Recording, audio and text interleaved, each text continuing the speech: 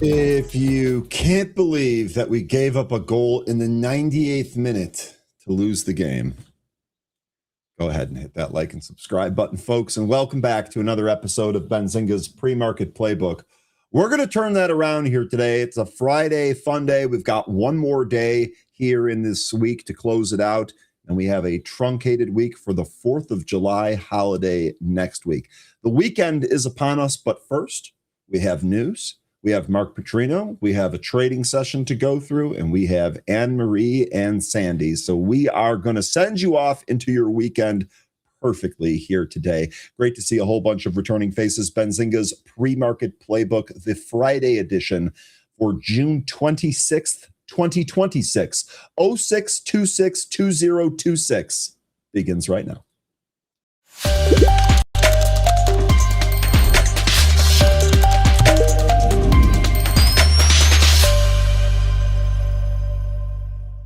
Good morning and welcome back, folks. I hope that you all had a wonderful rest of your Thursday. It ended in heartbreak late in the night, but it was a great day, and we have another one in front of us here today. Welcome back, everybody. Get ready for a Friday. Zach McCracken is first here today. Good morning, Zach. Welcome back. Zach says producer's left eye will be on the stream and the right on the F1 practice. Forgive him in advance, Ryan. It's a great track, and he will sin. Good morning to the Benzinga gang. Thanks for the message, Jack. Are they in Austria this week? What track are they at? I don't follow as closely, although I do very much enjoy it. And if there is somewhere in Europe, it should be on early in the morning this weekend. So that'll be cool. Good morning, Zach. Welcome back. Peter, good morning. Welcome back. Thinking positive today. Peter, we should do that every day. But today is a really good start. I can only do it one day at a time. Welcome back, Peter. Crispy Biscuit, good morning. Welcome back. Ed Edwards says, I hope the 8 ball was wrong. I spelled ball wrong, but I know what you meant. Yesterday, Ed, near the end of happy hour, said, are we going to sell off tomorrow? And I said, what better thing to consult than the 8 ball? And the 8 ball said, don't count on it. So the 8 balls calls that we do not sell off here today. We'll see what we end up getting. Solitary Soldier, good morning, welcome back. Yes, that girl, good morning, welcome back. Francis, good morning, welcome back. Derek, welcome back. It's great to see you. Good morning. Kelly, good morning. Lion Atlas, good morning. Janie, good morning, welcome back. Astro Kev, good morning. Benzie Gang, Ryan, 13, Anne Marie, and if we got him, guest Mark Putrino, we got him. No summer doldrums here. Smash the like. Astro Kev, I absolutely love the energy here. That's how we start off a day, buddy. Welcome back. Lion says, the sell-off looks like it's going to continue all day. There you go, Ed. It is the 8-ball versus Lion Atlas here today. Place your bets, folks.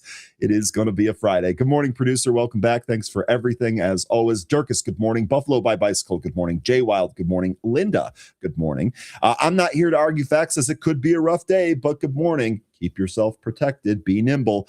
Corey, good morning. Welcome back. It's great to see you, as always, my man. Free Diddy tomorrow. Good morning. Welcome back. Captain Cloudy, good morning. Welcome back. Tyler, good morning. Cynical, good morning. Linda says, my birthday. Linda, happy birthday. Did you turn 26 today? Happy birthday, Linda. Great.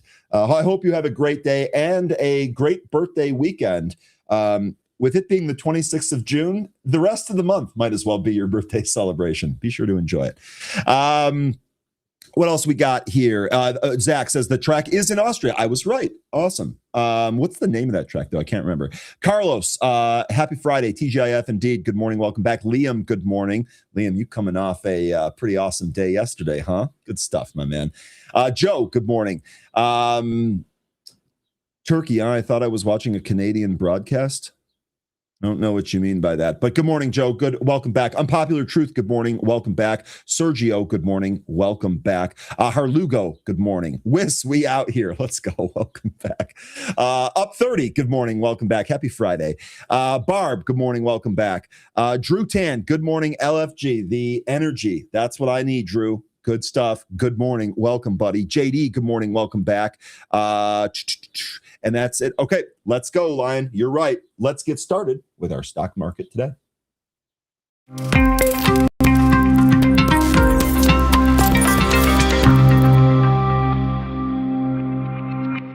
All right, futures under pressure today after yesterday's close. S&P futures down 0.44%. The Dow futures down 0.05%, basically at unchanged and actually looking like it might try and go red-green as we speak.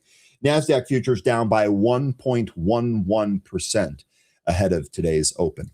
Now, let's take a look at what happened last session as well as where we are at here today. Most sectors on the S&P 500 closed on a negative note, with industrials, healthcare, and materials recording the biggest gains on Thursday.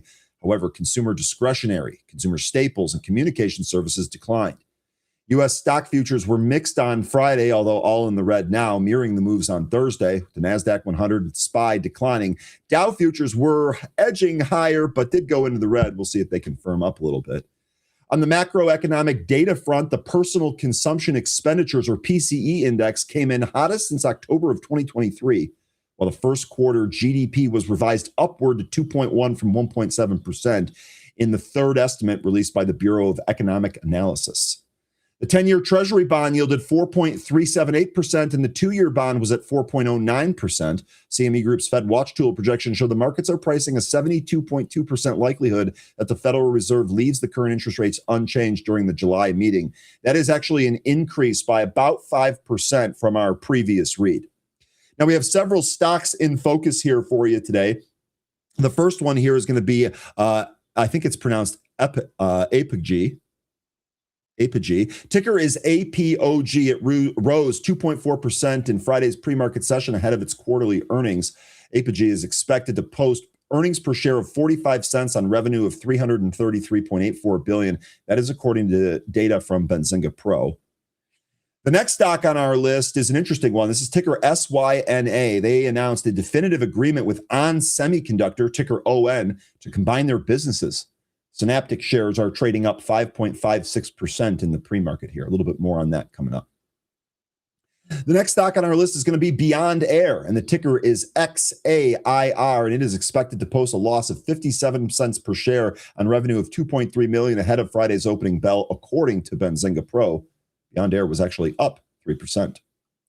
The next stock on our list is going to be Apple. Shares edged up by 0.14% in Friday's pre-market trade. That's after falling 6.15% on Thursday.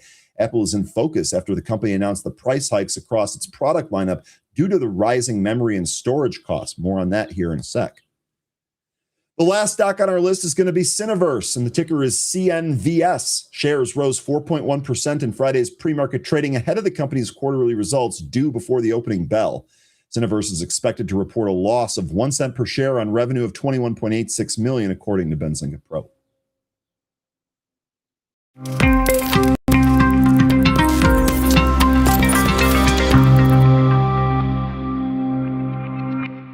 All right, let's take a look at the SPY chart and see where we are at. Boy, we got a couple of key levels here. We've been talking about the 50. We've been talking about how the last 3 days we've really held the 50-day moving average.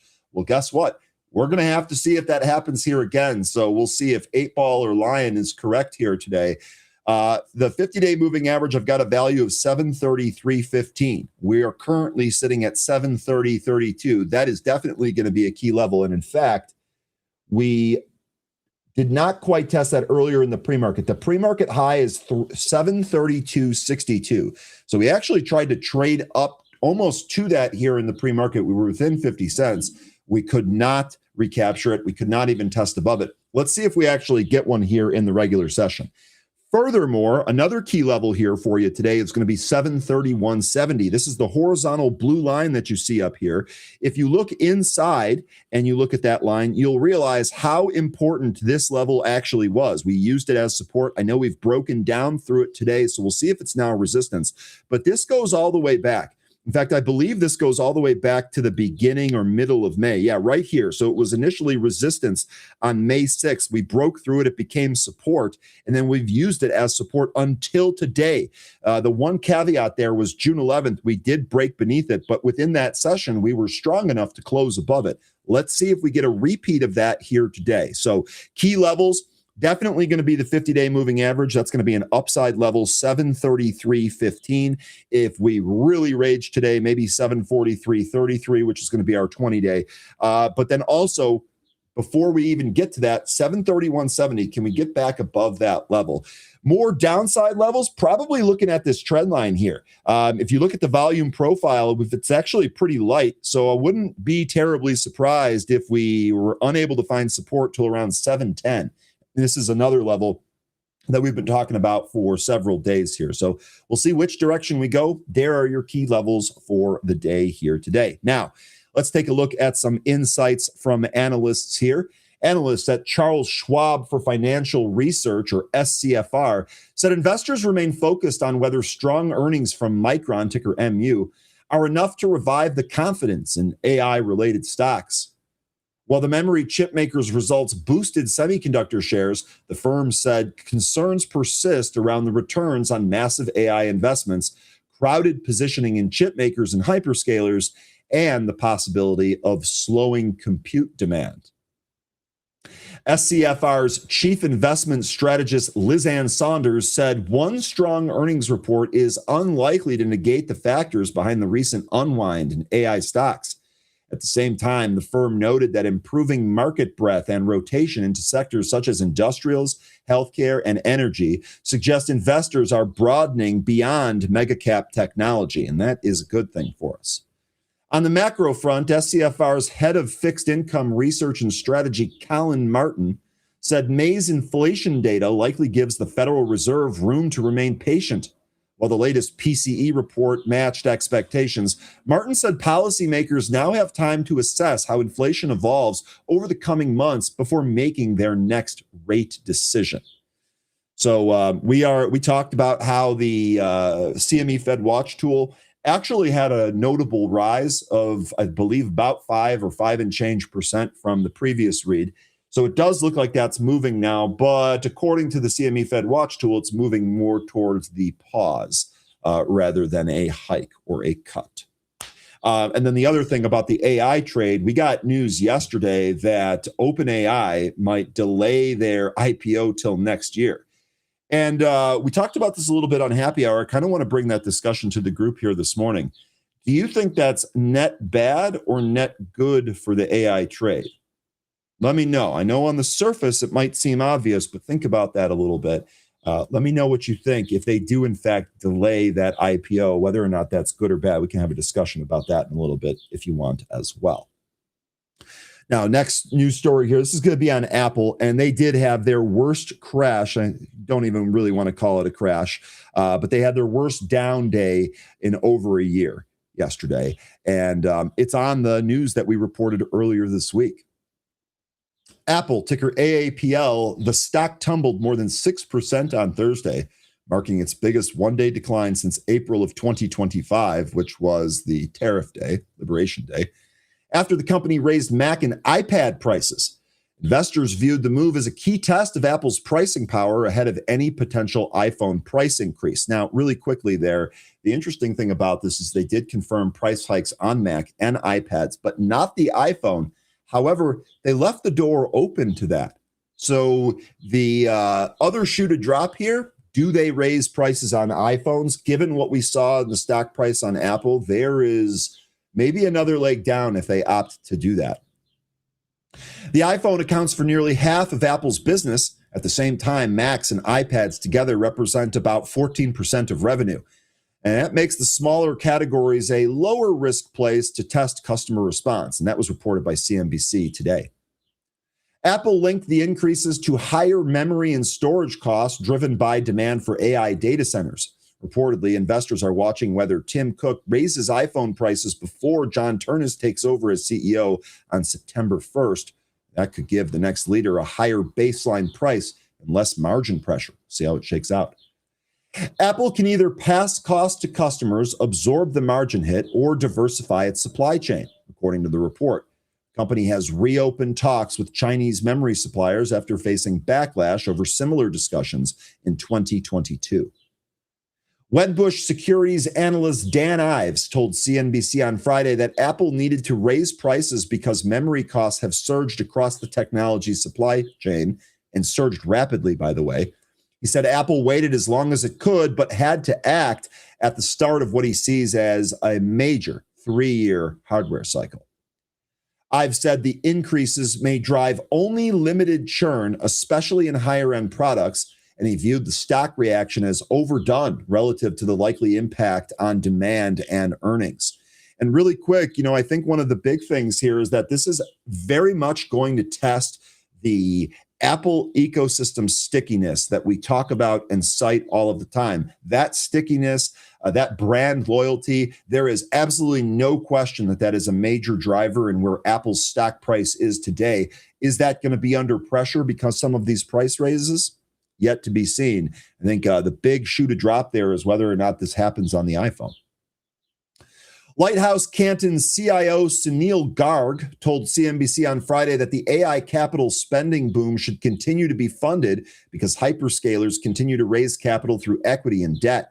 He said that supports demand for upstream AI infrastructure companies, especially memory suppliers with locked-in, non-cancelable orders. However, Garg said Apple and Microsoft, ticker MSFT, price increases point to a broader consumer technology challenge as rising costs and AI-driven changes pressure margins and business models. D.A. Davidson's Gil Loria told CNBC on Thursday that Apple's price increases reflect higher memory costs, a major upgrade cycle, and the possible launch of a foldable iPhone priced above $2,000.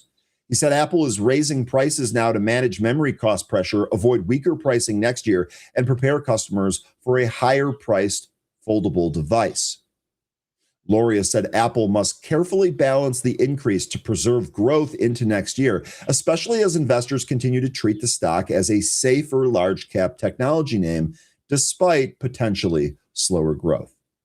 So where do you folks think Apple is going today? Acorns, you're asking one of the questions that I'm thinking here. Is Apple going to bounce today? Might we have a trade set up here on Apple given the news? Let me know what you think about all of that. All right.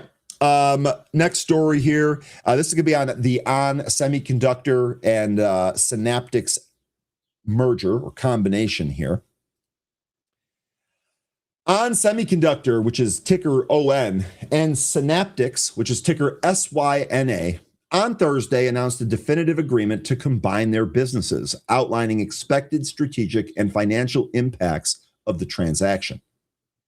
onsemi will acquire Synaptics in an all-stock transaction, representing a total enterprise value of approximately $7 billion. The transaction value reflects a fixed exchange ratio of 1.350 shares of onsemi common stock for each Synaptics share and represents approximately a 19% premium to the volume-weighted average closing prices of ON and Synaptics over the past 10 trading days. The company stated the combination would expand on onsemi's capabilities across AI infrastructure and extend into edge-based applications. The combined entity is expected to address additional end markets, including autonomous driving, robotics, and augmented and virtual reality.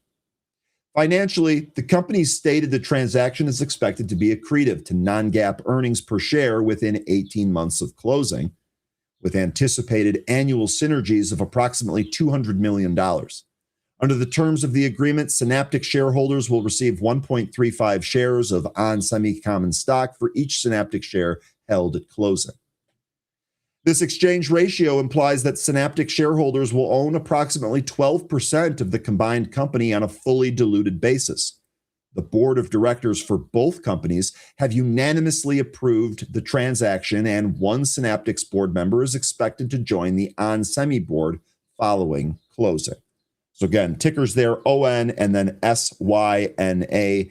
I know the semis have been a really kind of a popular trade recently. Let me know if any of you are trading them now or on the back of this news. You'll have to let me know. All right.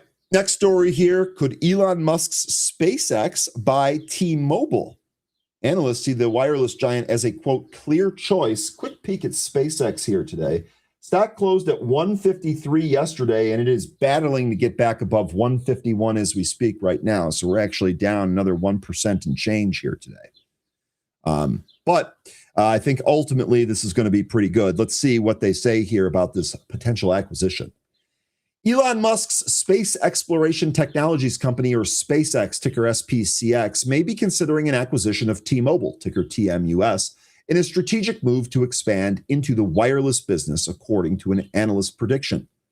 TD Cowen analyst Gregory Williams suggested that T-Mobile could be the, quote, clear choice, end quote, for SpaceX if it fails to secure a wholesale network deal or if it prefers to own a wireless business outright. That was reported by Forbes.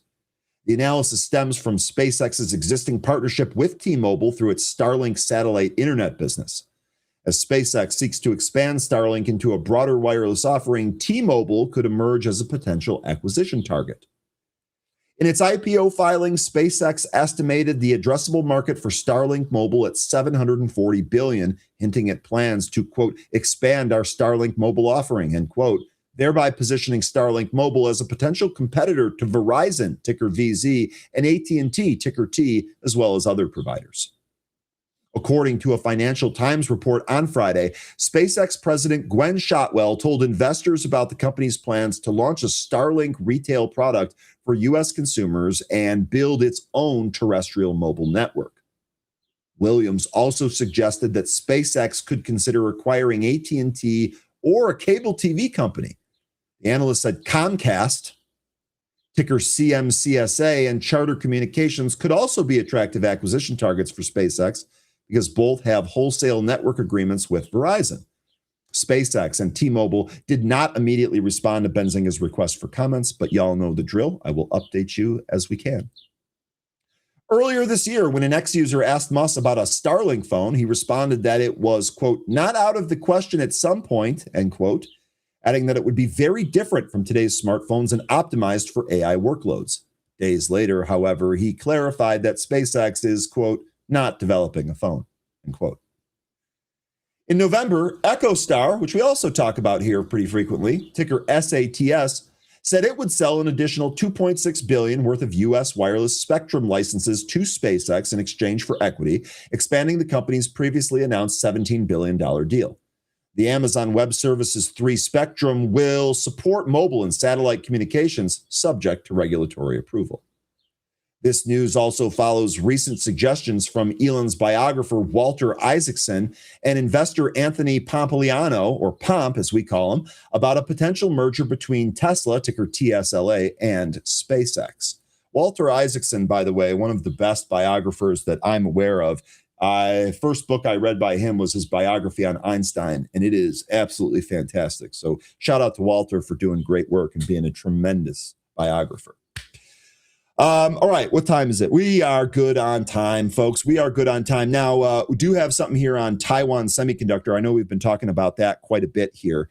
Taiwan Semiconductor Manufacturing, or ticker TSM, stock fell 2% in Friday's pre-market session as investors pulled back from large cap technology and semiconductor stocks. The decline came as broader market sentiment weakened, with the Nasdaq futures down 1.33% and the S&P futures, down 0.69%. Both of those have come off of those lows at this time. The decline appears to reflect broad market weakness rather than company-specific news. Softer index futures prompted investors to reduce exposure to high-growth technology stocks, leading to profit-taking across semiconductor names following their strong gains in recent months. Separately, Counterpoint Research said on Friday the global Foundry 2.0 market is benefiting from sustained artificial intelligence demand, with Taiwan Semiconductor expected to remain one of the biggest winners as AI investment continue through 2026. The research firm said Taiwan Semiconductor's first quarter revenue surged 41% year over year and forecast full year 2026 revenue growth of about 36%. Driven by strong demand for AI GPUs, AI ASICs, and advanced packaging. Senior analyst William Lee said the current AI cycle represents a, quote, broader structural transformation, end quote, for the semiconductor industry rather than a typical cyclical recovery, citing unprecedented capacity reallocations, pricing changes, and persistent CoWoS packaging constraints. Counterpoint also sees opportunities emerging for Intel, ticker INTC, their foundry business, as well as Samsung Electronics, ticker SSNLF, their foundry, as advanced node manufacturing and packaging titans. The firm said growing TPU and ASIC demand could create additional foundry opportunities, while potential design wins, including Apple's future M-series chips on Intel's 18A process, could improve confidence in Intel's foundry business. Quote, growing TPU and ASIC demand could further tighten leading-edge capacity, creating opportunities for Intel Foundry and Samsung Foundry, with Apple's M-series chips on Intel Foundry as a potential catalyst, end quote. That came from Counterpoint Research. The firm added that advanced packaging has become a key bottleneck for AI deployment. Associate Director Brady Wang said outsourced semiconductor assembly and testing providers, including ASE Technology Holdings, or ticker ASX, and Amkor Technology, ticker AMKR, are benefiting from stronger demand visibility and aggressive capacity expansion as AI workloads become more packaging intensive. So, again, I know we're seeing kind of a pullback here in a lot of the tech names. I really think it's important to keep your eyes on the prize on what those big successful names are going to be. It certainly seems like anything that's making chips here in pullbacks, as long as the AI cycle continues and the AI demand continues, they're going to be winners. And I think TSM, as we've discussed before, TSM is at the hub of all of this. So some of these other outliers like AMKR, which was mentioned there in the story, they might trade a little bit differently. Ultimately, though, TSM I don't think is going anywhere. I don't think the competition with Intel is going to stop anything. We need chips, lots of them, and anyone that can make them is going to be tapped. All right, couple of minutes. I might have this timed up perfectly. This might be absolutely fantastic. Next story here, Jamie Dimon. He's not leaving yet, but JP Morgan's sweeping leadership shakeup may have just revealed who could replace him as CEO at the largest American bank. Before we dive into the story here real quick, is anyone would this affect your trading plan for JPM, whether or not Diamond leaves? I know a CEO is a big part of a trading thesis and how a company does over a long period of time. Are you less inclined to buy JP Morgan if Jamie Dimon leaves? Are you more inclined? Do you not like the guy? If you already have it, are you looking to trim, book gains, sell completely? Let me know if his departure actually moves the needle for you on either an existing trade or a new trade.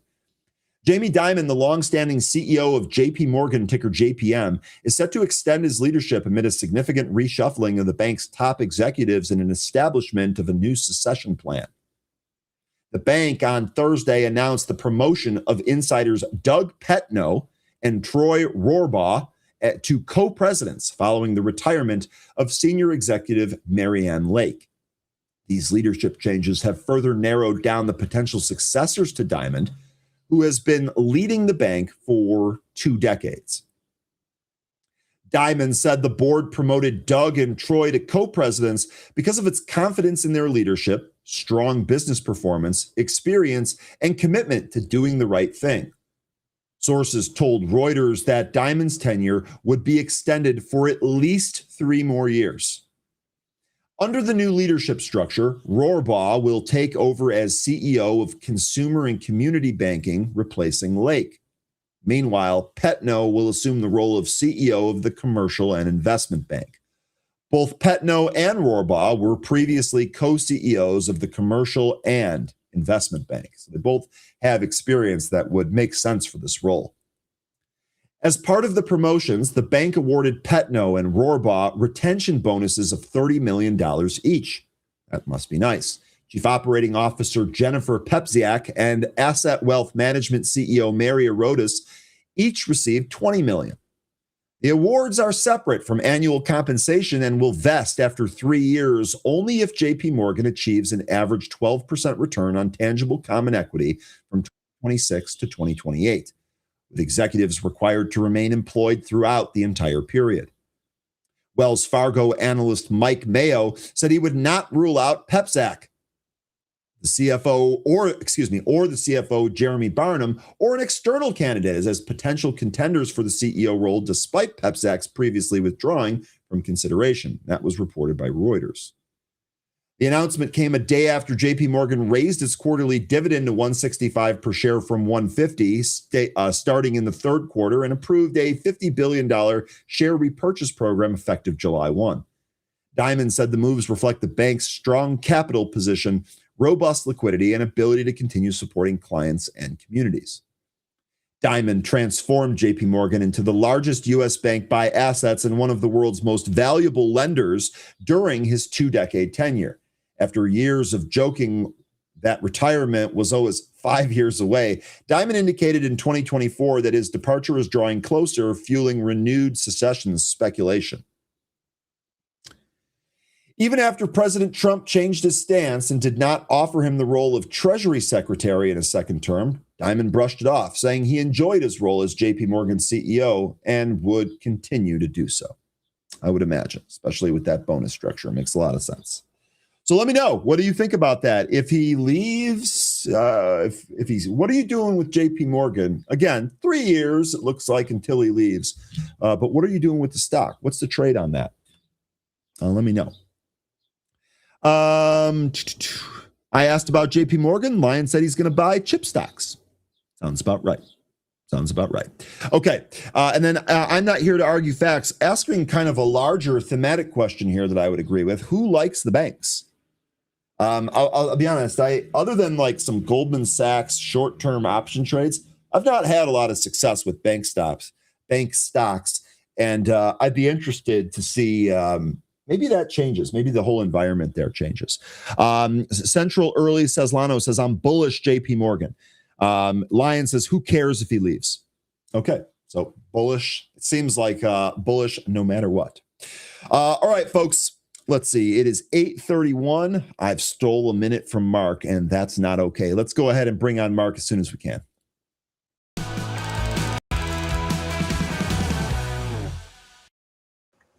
Mark, good morning. How are you?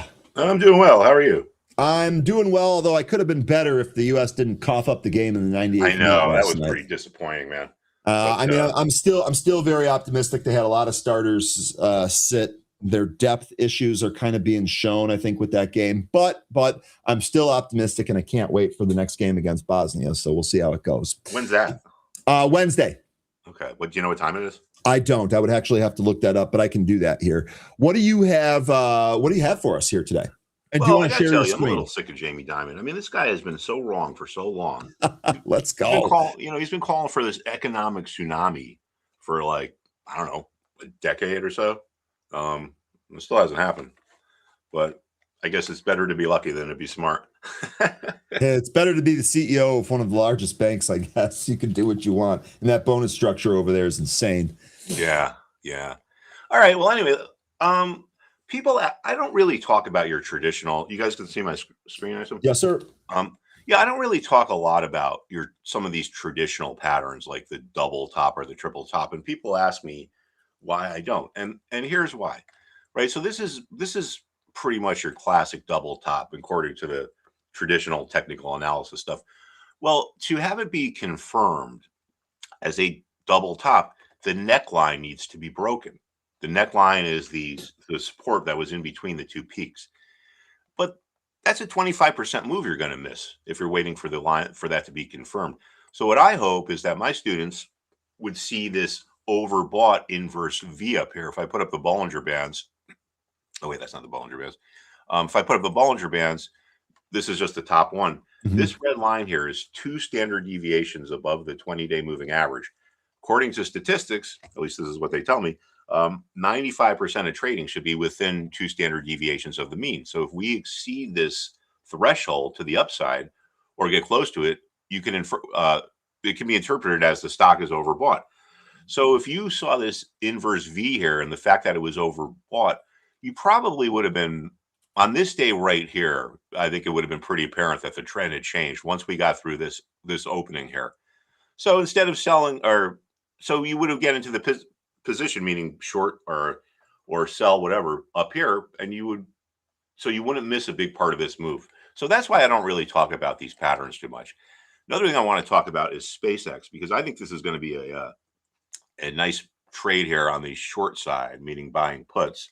I don't short stocks. If you do short a stock, I would recommend you buy a call to hedge your position, because you short a stock at 10 and the next day it gets taken over $50 a share. That's not good. Now, I think that puts me on tilt just hearing that, Mark. Yeah, right. Now, what's probably going on here is, I don't know this for sure, but this is what I think. Sometimes when they do these deals and the stocks start to come down, the investment bankers put out what we call stabilizing bids. So they're allowed to do it. It's kind of market manipulation, I guess, because they're propping the stock up. But the investment bankers don't want to look bad. So they'll just have their market makers just stand there and just take a stand and just buy and buy and buy. But when that's all said and done, I think this thing could drop like a rock. So the support's like, I don't know, let's call it 148. If this thing gets down to like 140 or so, then I would consider buying puts on it.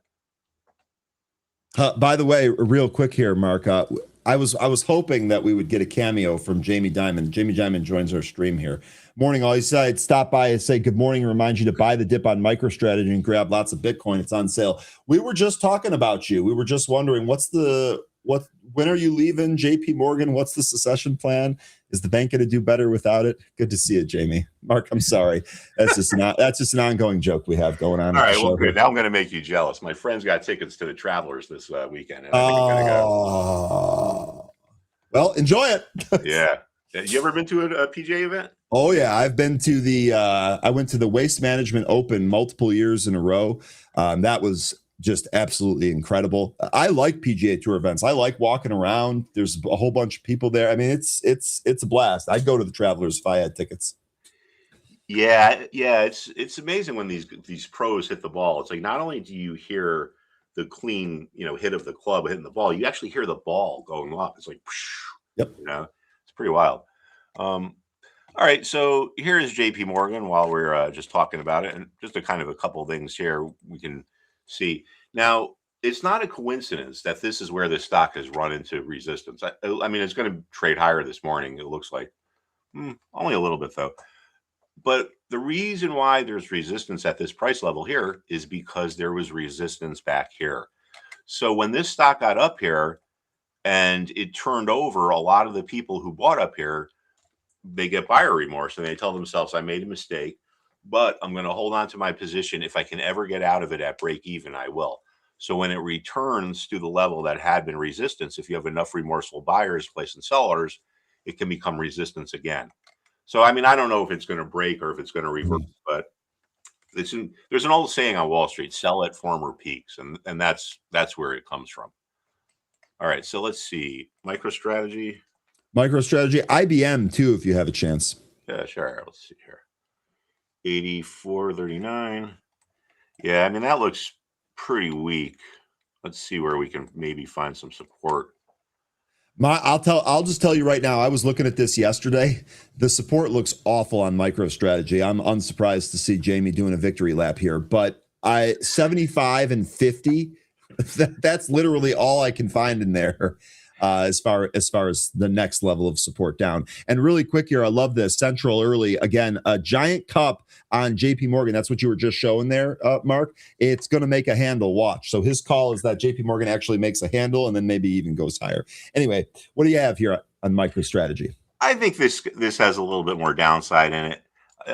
I mean, because we have the really fast move here. I don't think there's going to be support until we get down to around, let me get rid of that, till we get down to about, I don't know, 77, 78 or so. And then, but as always, you don't want to try to buy it on the way down. It's like everything about trading is counterintuitive, which is why it's so difficult for so many people. And one of those things is people instinctively want to buy things that are down. But in reality, you should buy something that is going up. In other words, if this gets down to the support level, well, the support might break or it might reverse.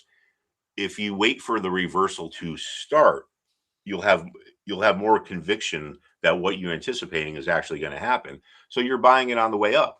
If you're buying a breakout, you're buying something that gets above resistance. And it's the same thing. You want to buy the breakout.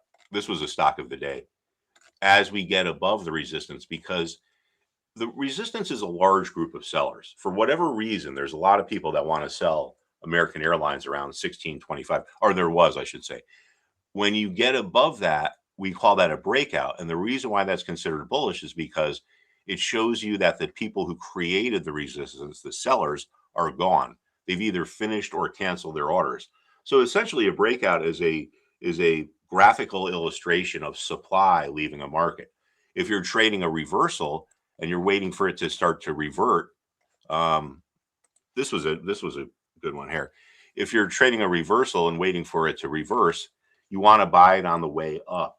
So it's the same thing, because once you get that reversal, you can infer that the people who push the price lower are gone. They're done. So both of these concepts are based upon supply leaving a market or sellers leaving the market. And we have to remember, this is all about supply and demand, and it's a market. It's not math. It's not chess. It's more like poker, because it's all about controlling your emotions. Now look at this here. That's a pretty precise support level. And the reason why we get support at former support levels is the mirror image of what we just talked about. It's due to seller remorse. People sell at the bottom because they're panicking. And as soon as they're done selling, the thing blasts off and they say, I shouldn't have done that. If I could buy my shares back at the same price I sold them at, I will. So we return to there. What was support before becomes support again. And then what happens is at a support level, sometimes the buyers start to sense that there are other buyers out there because the stock's not going down anymore. And they don't want to miss the trade. So they start to bid higher. So maybe someone was bidding 34.90. Well, they might say, I'm going to bump up to 35. Another person might say, that guy's at 35. I don't want to miss this. I'm going to go to 35.10. And it becomes like a snowball effect that pushes the price higher. And I mean, you can see it here or pretty much anywhere where we rally off of a support level.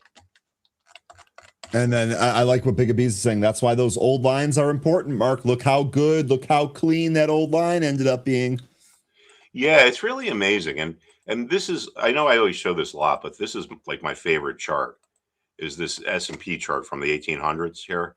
And it's just, what the reason why I think this is an important thing to look at is because we have all these talks about data and big data and AI and computer algorithms and blah, blah, blah, blah, blah, blah, blah.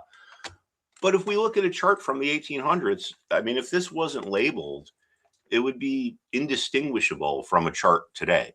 Maybe it took longer for things to play out back then. Well, I mean, I think it definitely took longer for things to play out back then, but it's still the same emotions. Resistance at a former resistance level, support at a former support level.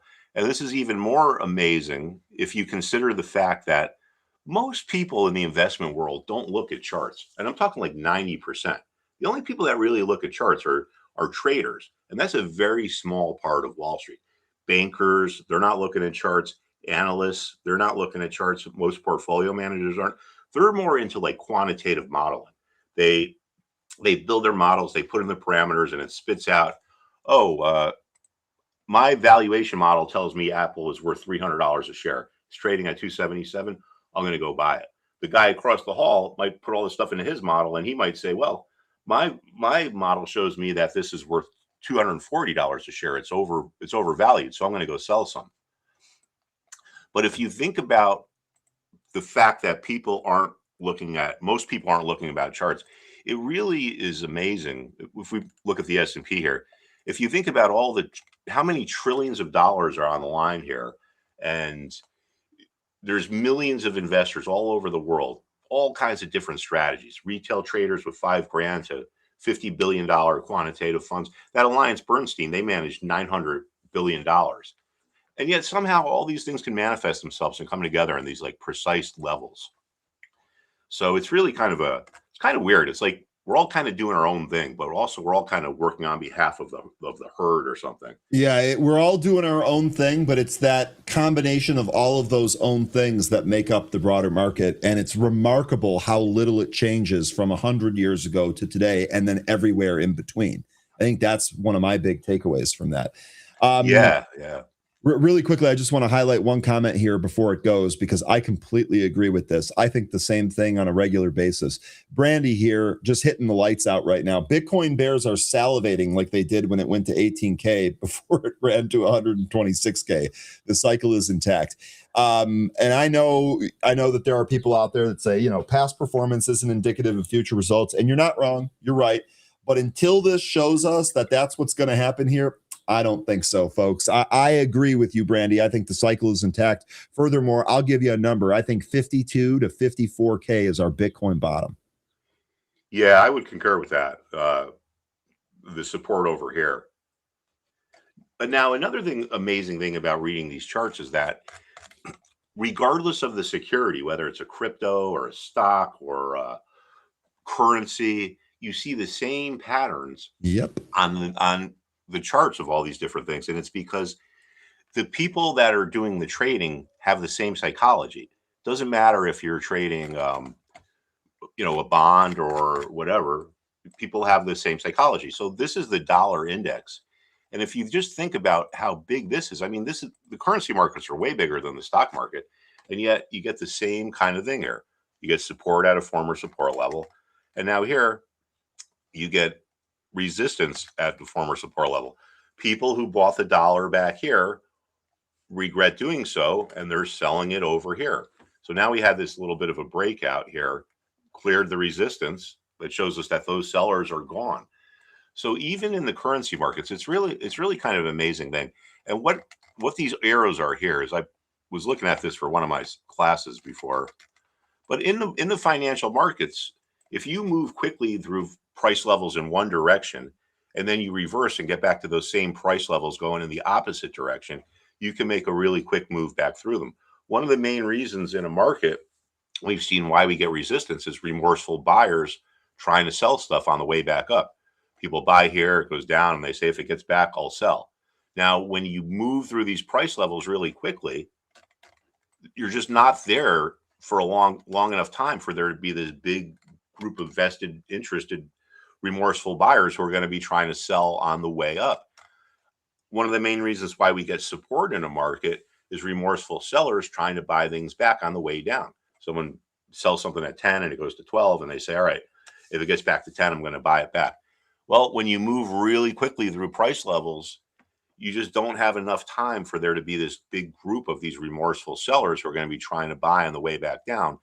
So when the sellers come in, they have a hard time finding buyers and they have to really kind of push the price lower. When you're in a sideways market, the same dynamics are going on, but because you spend more time at those levels, there's more people involved. You won't make the quick moves. I mean, look at this. You can even see it right here. Quick move down, quick move up. So it's pretty amazing thing. So let me go back to the S&P here. Mark, let me ask you a question here real quick. Do you ever use volume profile? No, I don't. And the reason I'm asking is because it kind of correlates to a lot of what you're talking about here, where are the sellers, where are the buyers, where are the remorseful people, the gaps on the chart. A lot of the times, at least like on SPY, for example, like here, let's just take a quick peek at it real quick. I'm going to go right back to your charts, but let me just share mine since I have it all queued up here. Here's my SPY chart. I'm looking at this, like this area in here feels a little bit thin, and look at the volume profile. But the area where we traded sideways and consolidated, where there are just more and more traders, the volume profile is a very, very clear indication of that. So I was just wondering if you ever use that or what you think about this, because I use this in conjunction with pretty much everything that you're saying. Well, I don't really use it, and the reason why is a lot of people look at that, and the way they interpret it is that the more volume that trades at a price level, the more important the level is. And yes, I can guess you can say that, because if we're going to go sideways, a lot of volume is going to trade there. But sometimes when you get to a rapid bottom where you make a quick turn, that becomes an important level. And because we're there for such a short time period, a lot of volume just doesn't trade there. So it's just not something I've used before. And I would just say for those who are going to use it, just keep that in mind. Sometimes a very small amount of volume can trade at a particular price level, and it makes it important if it's like a turning point, a former high or a former low. So definitely not an end all be all. That's good stuff. I appreciate that, Mark. Yeah, nothing is an end all be all. Yeah. You know what? I think trading is a lot like golf, and I have so many analogies, but it's like every rule in golf makes it harder, right? If you follow the rules, it's like like you hit the ball out of bounds, you're supposed to go back and hit it from the tee again, but no one really does that unless you're a pro. So it's like everything in golf makes things harder. Well, the analogy to trading is that it's like almost everything about trading is counterintuitive. Like I talked before about buying things on the way down. When we get to like a situation like we're in now with the war, or whatever you want to call it, in Iran, people instinctively think, oh, all right, I got to spend as much time as I can listening to every pundit I can, listen to every guru I can, going on YouTube. But it's almost the opposite. The reason why we have trading plans and strategies is so we don't have to worry about what's going on in Iran or what's going on with the tariffs or whatever. You just stick to your plan, and that's what this is. It's in my opinion, no one is smart enough to know where the market's going to be in a year. To me, buy and hold investing is just guessing, because all right, you buy XYZ because you think it's going to be great in 5 years, or it's going to go up for 5 years. Well, you got to wait 5 years to see if that happens or not. If you're like a trader, you can evaluate yourself every week and you can improve yourself as you go along. So I think a trader has more control of their destiny than someone who just buys a stock and puts it away and forgets about it. Mm-hmm. Because when you get these sell-offs, pretty much most people think, all right, I either got to go to the sidelines or I got to wait and just let it play out, because eventually the market will come back. But someone who's a trader might say, gee, I think the market is going to go down. How can I make money off of that? Well, maybe I'll buy something like this, the SQQs. This is an inverse ETF that's designed to go up when the market goes down, when the by about go 3 down, times as much as the NASDAQ 100. So I guess I'm biased, but but I don't know. To me, I just think trading it just makes more sense than just buying something and forgetting about it. And even if you are a long-term buy and hold investor, like you don't, it's not one or the other. Either you're a trader or a That's long-term buy and hold investor. You can have a portfolio and you can manage the portfolio. Like if you think if XYZ is at 10 and you think in 5 years it's going to be 1,000, well, you can buy it at 10, and in 5 years when it's at 1,000, that's a great return. But between now and 5 years, there will be times where it's going to be really overbought, or maybe you trim some, and there's going to be times where it's really oversold, where maybe you buy them back. So you're kind of just trading around your positions. You're not just like putting it away and forgetting about it. I'm with you on the like the both aspect there. I have stocks that I put away, and for Apple's one of them, Starwood's another one of them. I have these stocks, I put them away, especially the dividend. They just pay me to hold it, and so I don't really concern myself with that. But on the flip side of that, I also actively trade, which to me is I wouldn't want to miss out on that. Apple Yeah. is one of the stocks I want to take a look at. I'm glad you did this. This is at a really key spot. Let's do IBM after Apple here. Oh, all right. Well, Apple, again, we see the seller remorse in this chart. People sell here and the price goes down. And when the resistance breaks, they say, let me buy my shares back if I can get them at the same price I sold them at. And then you get the same emotion, but it's just manifested in a different way. People that sell here going to buy back here. So just like resistance became support, this is not a coincidence that this is where the Apple move lower came to a stop yesterday, and this morning it's trading up a little bit, but we're right there. So we're at an important price level for this stock. It's if you can identify the important price levels, and after a little bit of experience, it's really not that hard. It's just where things turn, where a trend changes, that tends to make them important. But if you can understand the important price levels and just the momentum, I mean, it's I'm simplifying it a little bit here, but it's like, oversold stocks that get to support tend to bounce. Overbought stocks that get to resistance tend to sell off. So just on that principle, those two principles alone, you can develop a trading strategy, and you don't need to worry about the fundamentals or the margins or the EBITDAs and so forth and so on. So I don't know. I think for most people, it's a detriment to spend too much time in front of the screen. Um, yeah, look at Costco here, right? Support at a former support Mhm. level. I haven't looked at this chart in probably, I don't know, a couple week maybe. And look at where we ended up yesterday, right there. Support, former support level. All right, let's look at IBM. And what do we see here? All right, here we go again. Support at a former support level, right? It's not a coincidence that this is where the sell-off came to an end. Support at a former resistance level. So what are we doing here now? All right, so I would say we had a little bit of a fake out here. Maybe I'd true my level up a little bit there, but I would say 255 is what to watch here. As long as it holds above that, I think it'll be okay. But if it starts to take that support out, I think next stop could be right down here. Remember what we talked about, the fast move up, fast move down? Mhm. Well, that's a fast move up. And up here, you can see that's a really fast move up. And then fast move up, fast move down.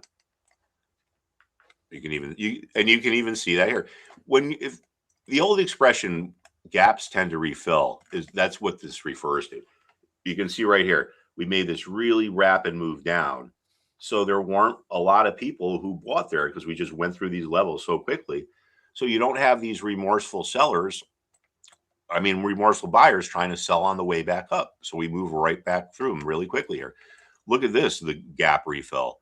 We closed there, opened there, went sideways for a while. And when we got back into that gap, well, the buyers have a hard time finding sellers because you don't have this big group of remorseful. I'm sorry, I had that wrong. You don't have this big group of remorseful buyers trying to sell on the way back up. So all else being equal, if you're someone who trades reversals, which is probably my I don't know, I guess my go-to strategy, although I'm Mhm. really into doing these short squeeze unwinds these days. But if you come into a support level like that and you rebound, there's a good chance it looks something like that. If you come into a support level like that, there's a good chance when it rebounds, it looks something like that. So it's kind of important if you're a trader to see what the history was at the price levels that your position might get into. Because all else being equal, if you're a buyer, you want to buy something that went like that as opposed to something that came in there slow like that. It's the same dynamics. It's just it spends more time at the levels when you move through them slowly than when you rip right through them really quickly. But anyway, all right. I got time for a couple questions if anyone wants. Yeah, I do have. There was one question here. Let me see if I can find it. Mark, how does Apple's buybacks affect the potential support lines? And I guess he's asking about Apple, but this could apply to any stock. Yeah, I mean, I don't think it really. I mean, I guess it's all really part of the whole thing that's going on here. But I don't think it's really when a company does a buyback. I think it's a little bit more symbolic, and it kind of wears off a little bit because if a company's buying stocks, there's all kinds of rules that they have to follow. Like I think at least when I was back doing it, I don't know if it's changed or not, but they have to buy in the last half hour. They have to buy it on a downtick because they can't be perceived or as manipulating the stock. So it's not easy. It's not as easy as you think for a company to do a buyback because there's a lot of restrictions. But I don't think it really. I don't think it really affects the price in the short term. Maybe it's a long term bullish kind of thing, but that's not really something that I pay attention to. Okay. And then if you do have time, we can do Palantir, ticker PLTR. That's coming back in. There's a lot of different, everyone seems to have a different support level here. We've talked a lot about 90, maybe 100 even, but we had a nice clean break of a support level here. It looks like you've got one at about 78 in there. Yeah, I mean, I could see again, right? Fast move up, fast move down, fast move up, potential fast move down. I would say if this breaks there, now you see where the selling came to a halt yesterday, right at the former support level. But I think if this level gets taken out, 75 is the next stop down around here. Okay. And it's important to remember, this is I hear this all the time. Like, this is a great company, not just Palantir, but this is a great company. It's got these great earnings. Why is the stock going down? And the reality is most trading that takes place in a market, probably 90% of it, maybe 80%, it's just people trading, high frequency trading, day trading. It's not people that are buying a stock to hold for a long time period or coming out of a stock that they've been in for a long time. So the reason why a really good company can go down is because most of the people that are trading it really don't care about the future prospects of it. They just care about the price action, and it's out of equilibrium. Can they make money off of it? Yeah, and momentum can easily take something out of equilibrium and shoot it past where it should be. That's what makes a market. That happens all the time. I use my analogy of the medieval market. So there's a little market. All the farmers come to sell their stuff there. All the people from all around come to buy things there. And there's one road in and out of this little town where the market is. And one of the merchants posts a spy on it, and they notice something interesting. Oh, gee, today there's only 5 cartloads of bananas coming in here. There's typically 30 cartloads of bananas coming in here. That tells me that the banana market is going to be out of equilibrium. So I'm going to go in and I'm going to quietly buy up the bananas. And when the customers come and the price goes up, I'm going to turn around and sell it back to them at a higher price. So it has nothing to do with the bananas, where they were grown or how much potassium is in them. It's recognizing, hey, here is a market that's out of equilibrium. That's going to give me an opportunity to profit. So in the stock market, what's out of equilibrium? Well, things that are breaking out, things that are overbought, things that are oversold. So yeah, just think about it like that, right? It's not math. It's more like poker because it's really just about managing your emotions. When I used to work for Steve Cohen, he used to say all the time, there's a lot of strategies that work, but the problem is people don't stick to them because their emotions get involved. I've seen countless people that have paper trading that's really good, or they back test their strategy and it shows up really good. But when they put real money into it, they don't follow their rules because their emotions get invoked. And that's another reason why this is so hard, because we experience fear And that makes us sell our winners too soon and hold on to our losers for too long. That's why the holy grail for me, Mark, is automating my trading strategies and let it do the thing while I'm sitting on the first tee. Absolutely. Absolutely. I'll let you know. I'll let you know what I come up with. Yeah, it's good to do that. All right, Mark. Really good stuff here again. As always, really appreciate you. Enjoy your weekend. All right, and I know we talked offline last week. We had the Juneteenth holidays, so we didn't have a show. Well, guess what, Mark? Next Friday, same deal. The market is closed in observance of Independence Day, so there's no show on Friday and no work, no market on Friday. I've been reading a lot about the Constitutional Convention to get ready for the 4th, and it's really interesting. There's a couple people that most people listening have probably never heard of that are some of the most important people in our country's history.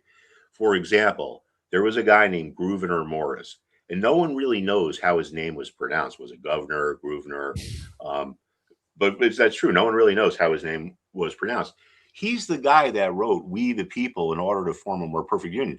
Those are his words, but history doesn't remember him. And I think the reason why is because at the Constitutional Convention, he was born in New York, but he was living in Pennsylvania. He basically told all the Southerners, you guys are evil. Slavery is evil, and you guys are evil for supporting it. And he used, vulgarity and it got really heated. Back then, Virginia was the most important state in the country. And I think the Virginians kind of just wrote him off. And that's why people don't even know who the guy was. And he's one of the most important people in our country's history. So I would say for the 4th, you guys should all do a little bit of studying on the founding fathers and appreciate how brilliant they were. I completely concur with that, and I would amplify that message. I know I'm going to be doing some of that, but Mark, you know what else I'm going to be doing? I'm going to be watching some things blow up. The little kid in me absolutely loves the fireworks. What can I say? Bear and explosives. What a great combination. That's right, and that flag will still be there the next day. Mark, really appreciate you. Have a great weekend, all right? Okay, I'll see you all in 2 weeks. Thanks, everyone. All right, sounds good. That is Mark Putrino, everybody. Really good stuff. Tess, I appreciate you. Very valuable segment. Thank you. Mark is valuable. Our resident CMT here. Absolutely awesome. Gave us a few extra minutes there and a little bit of a history lesson too. All right, I got a very quick street tweets to get through here, and then we're going to go to 13 and break down all your movers on this super fun Friday. Street tweets is right now.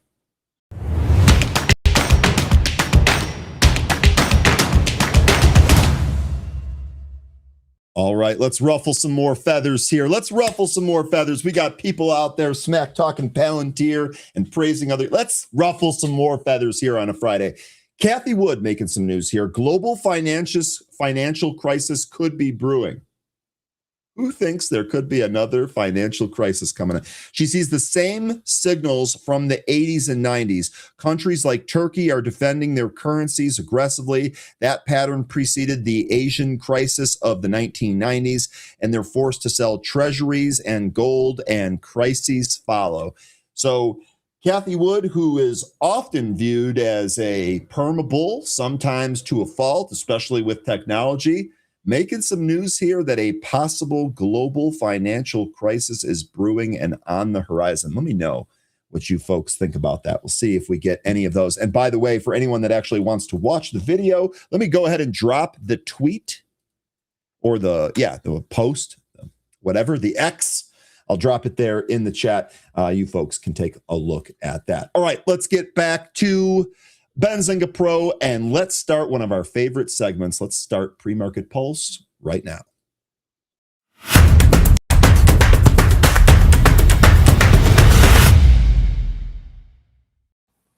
$13, happy Friday. How you doing, buddy?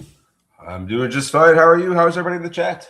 We're doing good, man. We're having a good one here today, and it's Friday. Everybody seems excited, and we're going to go ahead and break down some movers. Do you have anything that you want to start with, or do you just want to do the movers? I ask you every day, so I'm going to ask you again. I know, but man, this list of movers doesn't look like it's going to be very good. Maybe there is some movement we'll get out of one or two of these, but it's not a great list this morning. All right, then I got an idea. If that's first of all, I appreciate you obviously doing some scoping out there. I got an idea. Let's just roll through it as fast as we can, and then we'll get back to what the chat wants, because I think I know Honeywell was on there. I think there are some other stocks that we can take a look at. I'm sure everyone wants to take a look at Micron. Let's just rock this. We'll do it fast. I'll try not to drag my feet on some of these. Let me flip over to the movers tool. We'll start with ILLR. This is actually one that's already moved here today. Already moved here this week. Now, we didn't have any news on this that's fresh, but the stock moved 300% yesterday. It's up another 76% here today. I'm just going to quickly go through the short interest, and then I'm going to have 13 cover the chart. 8.6% of the float shorted, 1 day to cover. Reminder that the float here is just under 16 million. Our threshold for low float is 20 million and less. So this is still technically low float. On average, it trades 3.8 million shares, done 16 million here today. So it's already over. And this is Triller Group. What do you got on this one? What do you think here? Yeah, this one we were taking a look at yesterday as the market was opening. This is moving on news that its subsidiary is acquiring SpaceX shares for a treasury position. But the company itself, ILLR, I mean, it's not the greatest. It has some revenue, but it's got a little bit of cash, loses a ton of money. They just went through a 1-for-10 reverse split.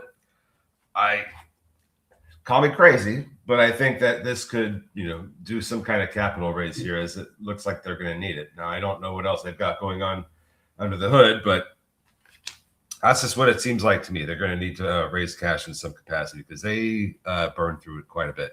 15.8 million shares, very low float. It's one of not the size that we usually see here. As far as the chart goes, this, as you said, was taken off yesterday morning. We hit a high up towards the 540 area. Didn't quite make it, but that's almost where we went to. Didn't see that price again until we opened in the pre-market this morning. That took us up to 720. Leaked down to that high ever since. So now we've tested that area where the price was kind of topping out at yesterday. That's support. Getting a turnaround here going into the pre-market. The question is, do we go much higher than the VWAP? I don't know. This is now the second day that we're trading on the same news. I don't know that we're going to necessarily have the same kind of movement, but being that it is low float, you could see that crazy, pushing around of this. I really can't say how much higher this will go, but if this does go beyond 720, which is the high from pre-market, I do have levels going all the way up to looks like 835. Okay, and I think downside here, I've got 458 marked out. That was near a intraday high yesterday. It was also a pre-market support level. That level seems important here today. Yep. All right, ILLR, that is it. All right, next one here is SHPH. This is Shuttle Pharmaceuticals here. The stock is actually up 23.28%. That's on the back of a 2.5% move yesterday. Shuttle Pharmaceutical holding shares are trading higher. The company's subsidiary, United Dogecoin, purchased its first fleet of LPEX DG1 Plus mining units and secured a renewable energy data center site. Okay, so this, I'm assuming this happened in the after hours. We really kind of traded up towards 7, didn't quite get there. And guess what, 13? Yep, I see a trend line from this. We'll see what you see when we get back here. Really quickly, short interest on this one, 5.78%, 1 day to cover. On average, it trades only 300,000 shares. Today, it's traded 2.7 million. This one, micro float, 577,000 shares in the float, less than a million. We consider that a micro float. Here's a chart. What do you think, 13? I think we could see this move past that trend line very soon here. This wasn't on my list because it was when I was looking at these movers, it was still trading underneath $5. We just recently had this move up that put it higher up on the list, so didn't take a look at this one. But based on that trend line, that's what I'd be keeping an eye on. It's that and this $6 level. I think that's a pretty clear area of where the breakout's going to occur. Okay. More than that, that's what I'd be keeping an eye on, is a break over 6. Okay, perfect. Next here, SDOT. This is actually one that we've talked about a few times, right? This didn't make any big move. Maybe this was a last week thing. This was, yes, we had news previously on this. We traded this, I think it was last week or much earlier this week. Had news that it was going to acquire Anira Consulting, and that sent it up. Like this was, I mean, not last week. I think this was like earlier this month that they were going to acquire the company, and this thing has been running, on and off ever since. So it's still the same news. I don't see anything else that's going on. That's really the only significant news it's had, and it's just been going crazy ever since. And I mean, today's action here, Impulse moved to 18, 90% retracement, VWAP literally a brick wall that it can't get above. So this one seems pretty simple too. Yeah, VWAP is the resistance level. It's been that all morning. That's where it's been. Just can't seem to close above it. Yep. Okay. Good stuff there. That's S. IVF. All right. This is Invo Fertility. This started trading up yesterday in the after hours. This closed at about 124. Started trading up in the after hours. Tried again today, but started to weaken. I actually see a lot of weakness out in the pre-market now. Looks like yesterday after hours they acquired HRCFG for $175,001. Gains full control of the Alabama fertility clinic. Company will now include the accounts of the Alabama JV in its consolidated financial statements on a prospective basis. Stock is up 54% here. Quick peek at the short interest on this one. 7.6% of the float shorted. 1 day to cover. On average, stock trades 400,000 shares. Today, it's traded 18.7 million. That's versus a float of 1.78 million. What do you think here? Ticker IVF. Very little revenue, very little cash, not profitable. This thing is also struggling with its VWAP, and if it cannot recapture the 65 EMA on the 5-minute chart soon, we're going to be moving even further away. Next support level beneath that is going to be the 200 EMA with a value of 166. And like I said, with all of these, I don't know how great they're going to trade today. These aren't necessarily, moving that well. Some might do all right, but here's one that if we don't hold, I would say 170 to 175, we are going to go down to that 200 EMA, maybe even lower. Okay. All right. Really good breakdown there. Let me just call it now. Do you have anything else on the list that you covered that I have not? Okay. Then in that case, I think we can move away from this. The list was a little bit weak. Or not great. Doesn't really seem like there's a whole lot in there. Let me go back to the main chart tool. We can just start doing ticker time here for what you folks want to take a look at.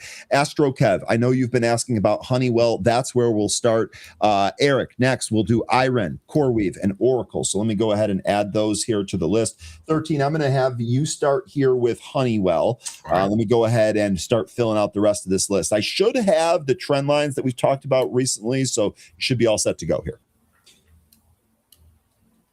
Oh, that's nice. Okay, so I have my own trend lines. I like that one though too. Seems like we're still struggling with trying to get back and hold above 235. Seems like this 235 to 240 area is where we've been topping out since we lost that 240 level from the March highs. That's kind of where I'm at with this. I don't know if we're going to be able to get above this, or what the piece of news is that's going to take us above here. I mean, it's a great company. I own this, and we're not breaking down yet either. It's just that we're still having just a hard time getting back above 240.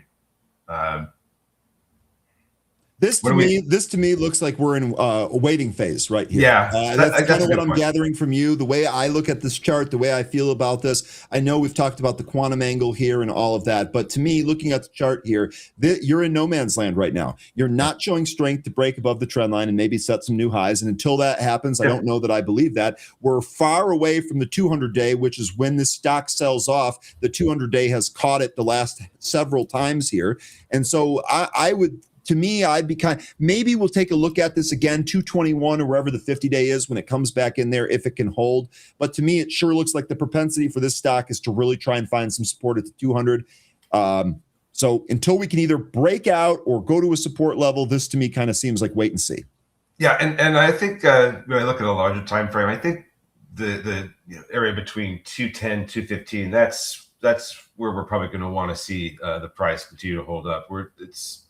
And I, like you said, it does look like we're in a waiting phase. This has been going sideways for a little while. Like, we're not too far away from the same prices we were just printing back in 2021. It's been going sideways. So I'm going to further add 220 here, which I kind of just skipped around a little bit. If you go back to 2021, this was a very, very clear resistance area that we then tried to go through a couple of times and didn't really have any follow through. So let's see what happens here. In fact, if I zoom in, look at that. We bounced off that 221 level on I guess this was yesterday's candle, right? Yeah. 21. No, it was not yet. Excuse me. This was the candle from Tuesday. I beg your pardon. Looks like we bounced off that level clean. So that's what I see here on Honeywell. We're kind of in wait and see on that one. All right. Next here we had IREN. How much time do we have? Oh, dude, we have so much time. We're gonna be able to get through all of these, folks. Here's IREN. Let me try and refresh Pro and see if I can get my quotations back real quick. I should have forecasted that and gone a little bit quicker. Here we go. And we got the quotes back and we are golden. All right. First things first, I am actually going to extend my trend line here a little bit. This trend line, when we broke through it, it was great. We broke through it. We ran, we came back, we back tested the area. We ran again, set new highs, but that actually led to a lower high, and now we're rolling back down. Now, today, we're currently trading at 45.80. This is 3 points beneath the 200-day moving average. So immediately, upside level here, resistance, a level you want to break, that 200-day, 48.68. You want to call it 48.5. That'll work fine.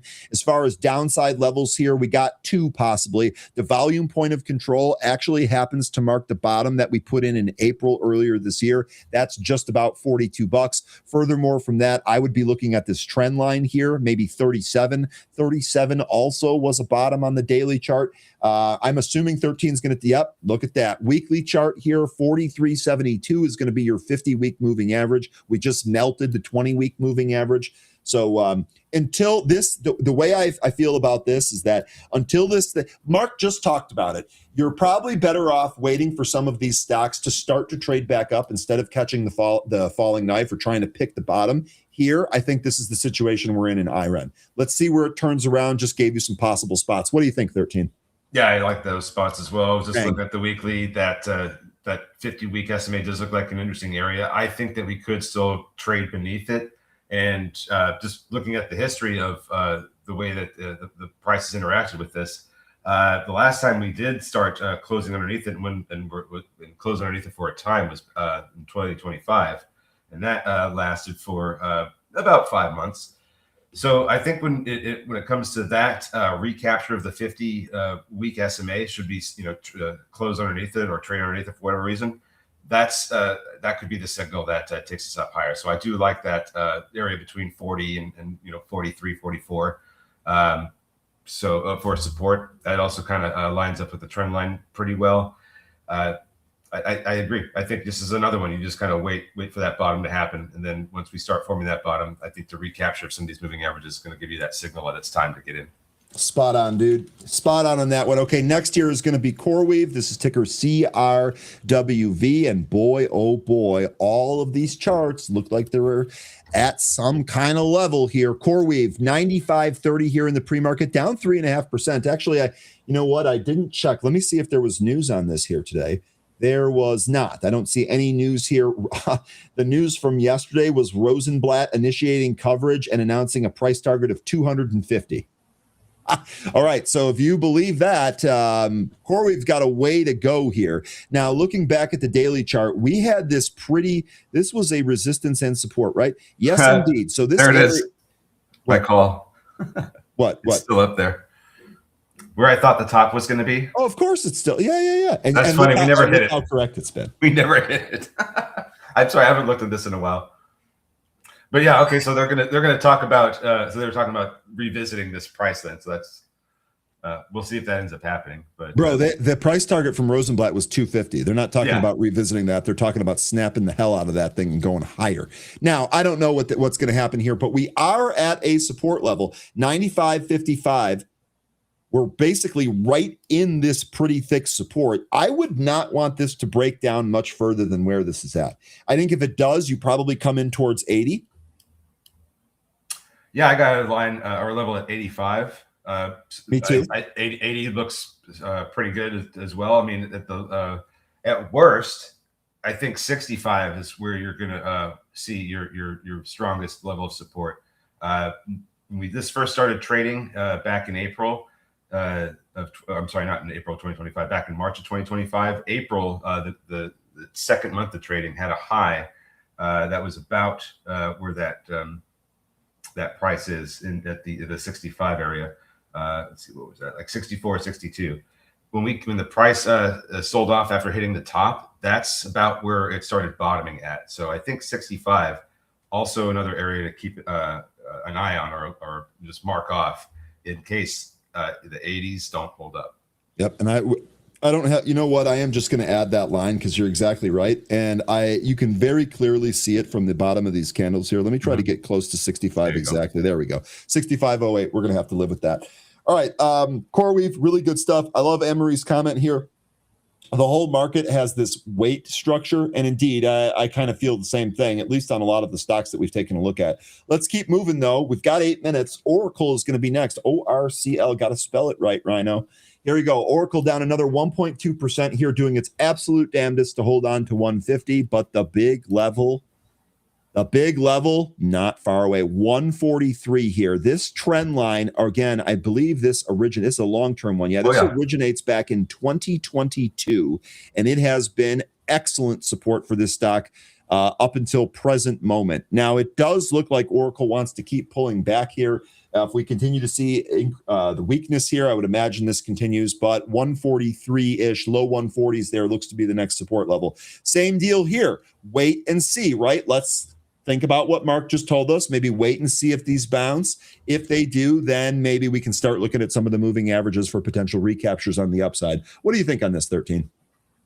I think that we just need to see if this is going to have that trend line act as support again, or if it's going to actually lose it this time. If we start trading underneath this and we get multiple closes on, any time frame, like from daily, weekly, monthly, doesn't matter. I think that that's going to signal that there's more downside ahead, and the next support would be one in the 120s. I also think that this might initially act as some support. We could see a rebound because this is, once we do get down to that trend line, it's going to be in a pretty oversold position. We're about to cross underneath 30 RSI. That's not as historically low it's gone, so that's why I'm saying we could still see it go lower. But this is going to get to a point where I think you'll see some bargain hunters or dip buyers, or just to trade the bounce off that area briefly for quick gain. I think I could see some buying happen if we cross underneath 30 RSI. Okay. And we are right there, man. 30.11 is the read that I have on the RSI chart right now. So, okay, good mention. 13, last one here. And we don't need to, we can take others, but the last one that I had here on the list is Micron, show favorite Micron. We have talked recently about, as long as this theme is still intact, and it is intact, perhaps the 20-day moving average serves as a pretty decent bounce spot. And you can see here from the chart since May, actually really since May. And then down here, April. So let's just call it April, May. Since then, it's really kind of used this as support, and it's traded above it. We're currently in a gap right now. Personally, I would like this to move back down towards the 20-day moving average and then hold it. That value is at 1,035.5. It's going to change quickly, so that, be a little bit flexible on that number. But this is kind of what we're looking at here for Micron. 13, what do you think of this chart? And I'm going to step away for just a moment. I'll be back in just a minute. All right. Yesterday's candle is just a little bit concerning because, we are in an uptrend that did mark a new all-time high. And the result of this candle is that it looks like a hanging man, which can be a reversal candle. So now we are trading lower. We're certainly going to be opening lower than yesterday's close, which is also not a good sign. And that might mean that we trade down to the low and kind of fill this gap a little bit to the real body of Wednesday. We might trade down to that. This will be the open from Wednesday, so that's going to be 182.22. That might be where you see some support kick in here today. Whether or not that's the final support area, I don't know. We could also come right back down to the 20-day SMA, which is at 1035.55. I think that's what might happen here in the morning. But if we get that support at the 20-day SMA or at the, where that real body from Wednesday begins, I could see a potential reversal to try and trade back up. But I think the first move that we might see happen here is lower to fill that gap, maybe even down to the 20-day SMA first. That's my first thought that could happen here today. Profit taking, pullback is a buy. Yeah, and I think that's all entirely going to happen here. I just think it's just something to watch for here is that 20-day SMA. I think if we do end up closing underneath it, that's going to be like, well, okay, that's not what we want to see. Maybe there was a little bit more weakness than we could get than expected. But yeah, I think that this is, we're just going to, in the morning, sell off a little bit, see some profit taking, and then once we fill that gap to the real body of Wednesday, maybe a little bit lower, like I said, could see the price turn around and trade back up. Okay, really good stuff here. Alert. I'm like rubbing my eyes, making sure I'm not dreaming. Is this Lakshmi? Is it the Lakshmi? The Lakshmi, who has been an absolute comedian on the Happy Hour program and on our morning program from years ago. This is like COVID nostalgia vibes here. Lakshmi, if this is the same, it is great to see you again. Welcome back. Good morning and happy Friday. Yeah, I think you're talking to the right person here in the chat. It's really great to see you again. And then also Chicago Real, he says, yes, after all that, yes, period. I absolutely love it. Welcome back, buddy. It's good to see you. Chicago Realtor, happy Friday, Ryan and 13. Thinking about starting a position in Nike ahead of their earnings next week. Good luck. Good luck. What are your thoughts on Nike? Just sell it. 13, how about you? To start a position, I think I would wait for earnings.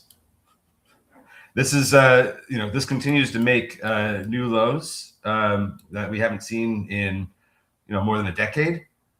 We are in an interesting area though, where there could be some support. So between 35 and 40, and I've said this a lot about a lot of areas that looked interesting for support, and they didn't hold up either. This is like back between 50 and like 67 or 68. So I really can't tell you where the bottom is. They still have a lot of work they have to do. Even the CEO admitted that. They still have inventory issues, trying to work through all the, let's say bad product that they have. So I don't know that this is necessarily a great one right now. I would need to see some real material changes. And I think the earnings is going to be one of the best ways to find that out. So for me, no, I don't necessarily like this going into their earnings, but can't also deny how cheap and beaten down this thing is as well. Okay. Good stuff there on Nike. We just did a story on them. They said that the CEO admitted that the turnaround is not going as fast as they would like. So 13, to your thought there about waiting out earnings, I wholeheartedly agree with you on that one. We're about to open? We're about to open. Main workspace up. Let's get it. All right. So it looks like S-Dot, traded up. We're up on the other side of the VWAP right now. So that's already starting off with pretty good here. This thing ran up to 1736 this morning. Careful with this, though. This has got quite a spread on it. IVF also trying to push up towards its VWAP. Got a bunch of sellers in the way every 5 cents. Thriller, which is the Triller Group, ILLR, that is lower out of the gate here. Coming down to test that trend line that I think we both drew as support. Yeah. I must have drawn it on the other one. I was like, I don't see the line, but I must have drawn it on that other one there. Yeah, SHPH. That was also one that we briefly looked at. I didn't go deep into this one because this was not moving when I was looking at the movers. But since it did, it started pushing up to the trend line that we also drew on this one. And we're waiting for this to actually get over and start closing over $6. Looks like we did get that once, but couldn't break this trend line. So now here we are back down, looking for support at VWAP. So $6, Yeah, still a tough spot in this one. Absolutely. Totally agree with that. IBM looks like that traded up out of the open here. Tesla's trying to go higher. SpaceX is going lower. Apple's bouncing. Someone asked about Apple. I think someone asked, do you think we get a bounce in Apple today after yesterday's sell-off? It's possible, but I think the one thing that you want to look for is a break of this range. Got it at about 278. Now, we're not far away from that, so let's see. But so far, so good here on Apple. Also, the market pulled right out of the open, right down to 728, and immediately bounced. It is currently at VWAP, and S&P futures are just shy of VWAP.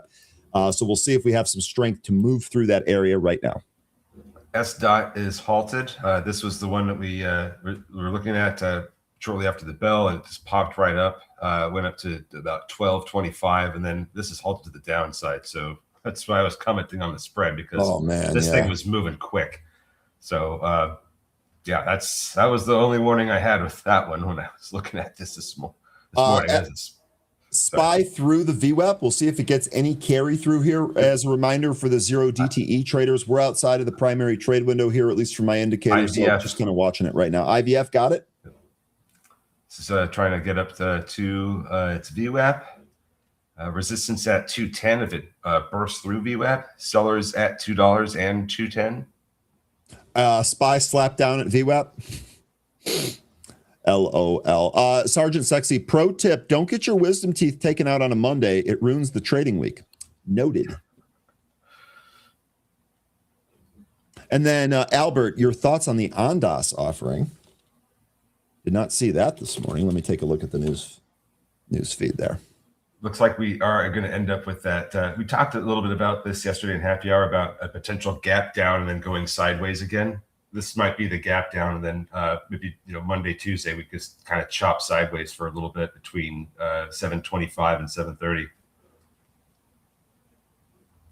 Maybe, but it looks like we are gonna we're filling or not filling. We're gonna head down to 725. It's just kind of where it looks like we're doing this morning.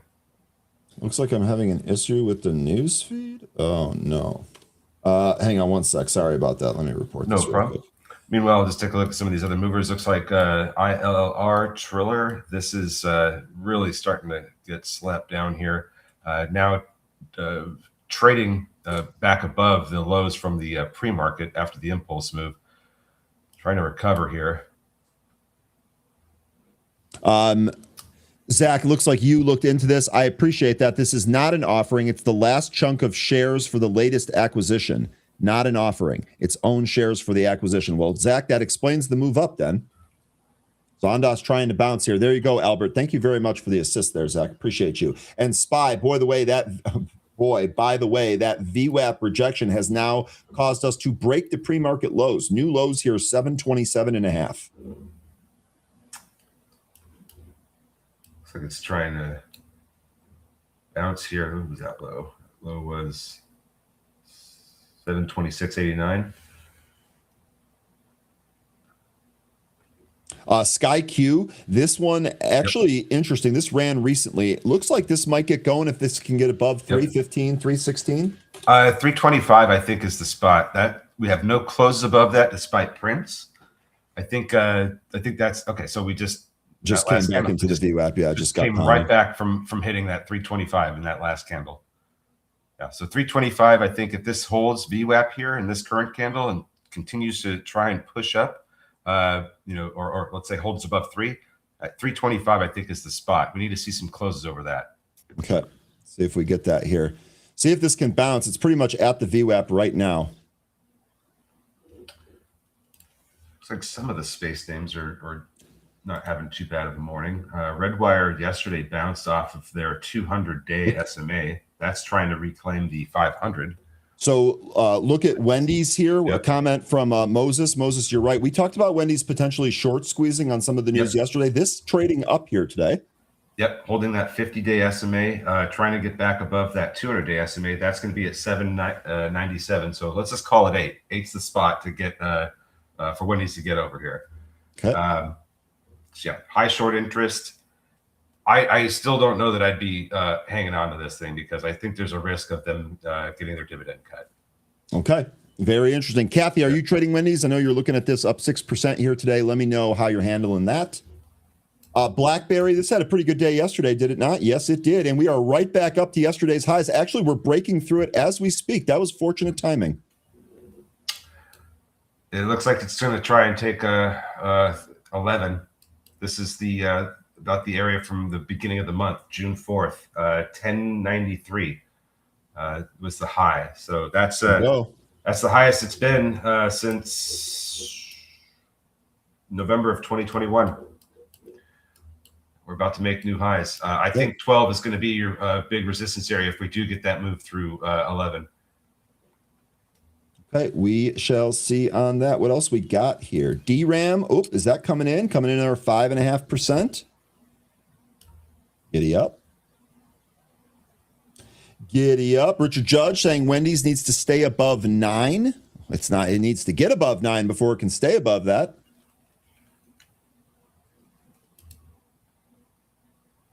Still getting that hold above 3 in Sky Quarry. See if this, we're going to break through that 325. Yeah.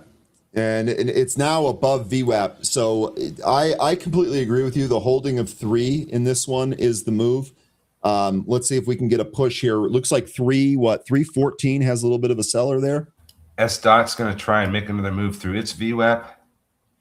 Careful with this one. It's been very spready back and forth. We just had this halt down, but fortunately it wasn't too much away from the open. Here we go. It's starting to push up. Looks like 1150 might be the spot. We need to start seeing some closes. Kathy, I appreciate this. I'm in Wendy's and BlackBerry, but will trim both before this weekend. And S-Dot, this is pushing up. Let's see if we can take 12. IDF is also getting rejected at its VWAP. Let's find that. IDF.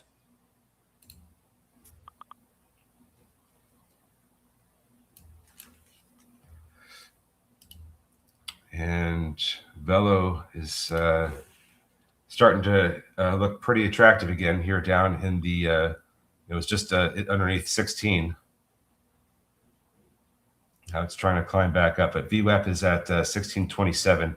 There still may be some lower prints in Velo, but this is starting to look attractive again.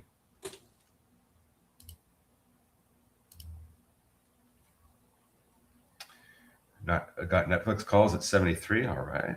Let's take a look at Netflix. I think actually someone might have asked about that earlier, but we might have just ran out of time on it. Here, ooh, look at that. Netflix right off the 71 level. This is straight up out of the gate here. Is it going to deny me my 70 print? Is that what's going to happen here? I mean, it got awfully close, 13. It got awfully close to that. Yeah, it looks like the, what was the close yesterday? The close was 70.90. The low was 70.86. I guess if we're within $1 of the target, are we gonna call that close enough? We're gonna call that good? You guys let me know. Besides, what was that high? I'm gonna call that good. The action here was called perfectly as far as I'm concerned. So, and the downside might not be done either. We might have a hard time getting back over 75. Bro, I don't know who needs to hear this still, but the trend lines are working. SHPH, I'm sorry. We tried to break above the trend line, could not. Now we're coming all the way back, and we actually coughed up the VWAP. We'll see if the 65 EMA can continue to support this. S-Dot, here we go. Back above 1150 again. We're making new highs, new regular session highs. Here we go on S-Dot. Good stuff. Still having a hard time with going much further into 12.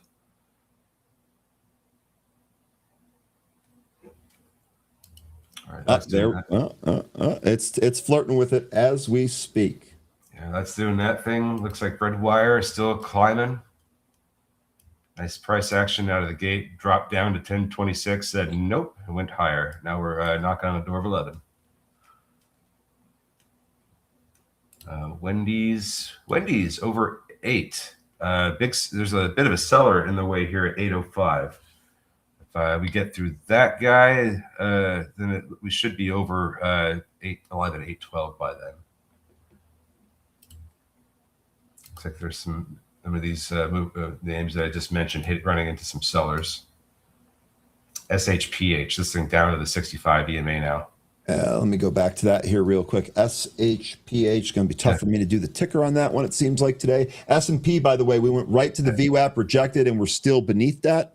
So this low consolidation channel from this pre-market, that's where the price has just gone down to an SHPH. So hopefully there's some this demand zone here kicks in, and you start to see some buyers step in to pick this up at just beneath the 65 EMA. We should see this turn around if that's going to happen here. If these buyers down in this demand zone start picking this up. So it should be about 5, somewhere between 475 and 5. I'm going to refresh Pro here again real quick. Brian, how do you feel about the Mets parting ways with their manager after getting swept by the Cubs? Let me know. ILR went back up to the 65 EMA, could not get over it yet. Still trying. Also, it looks like the SPY might be trying to bounce here. We'll see. We'll see what the SPY ends up doing here. The candle on the S&P futures 15-minute chart looks okay, but we really need to push through the VWAP. Don't know if we can do that yet. Wendy's still climbing, coming up to an area where there's some supply up in the 835 to pretty much from 835 to 9. You've got a bunch of supply that it's going to have to chew through here. But that's where we're coming up to. Judge, yeah, I was going to say, let's see if we get above that 9 level, Judge.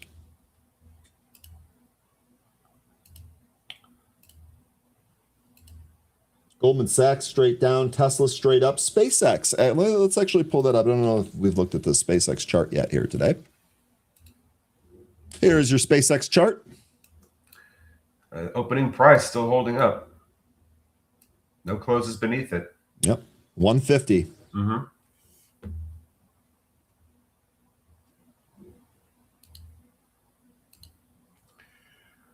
Let's see, IBM up 2.8%. This is EKS. ILR back over 5. Yep. Still having a hard time. Well, no, it's actually above that 65 EMA, or it's trying to hold above it. I've got that at 508. It's above it at the moment. We'll see if it's got the strength to go. Yep. Looks like that the big spot to get through is 525. And it looks like the SPY is trying to go higher here. Let's see.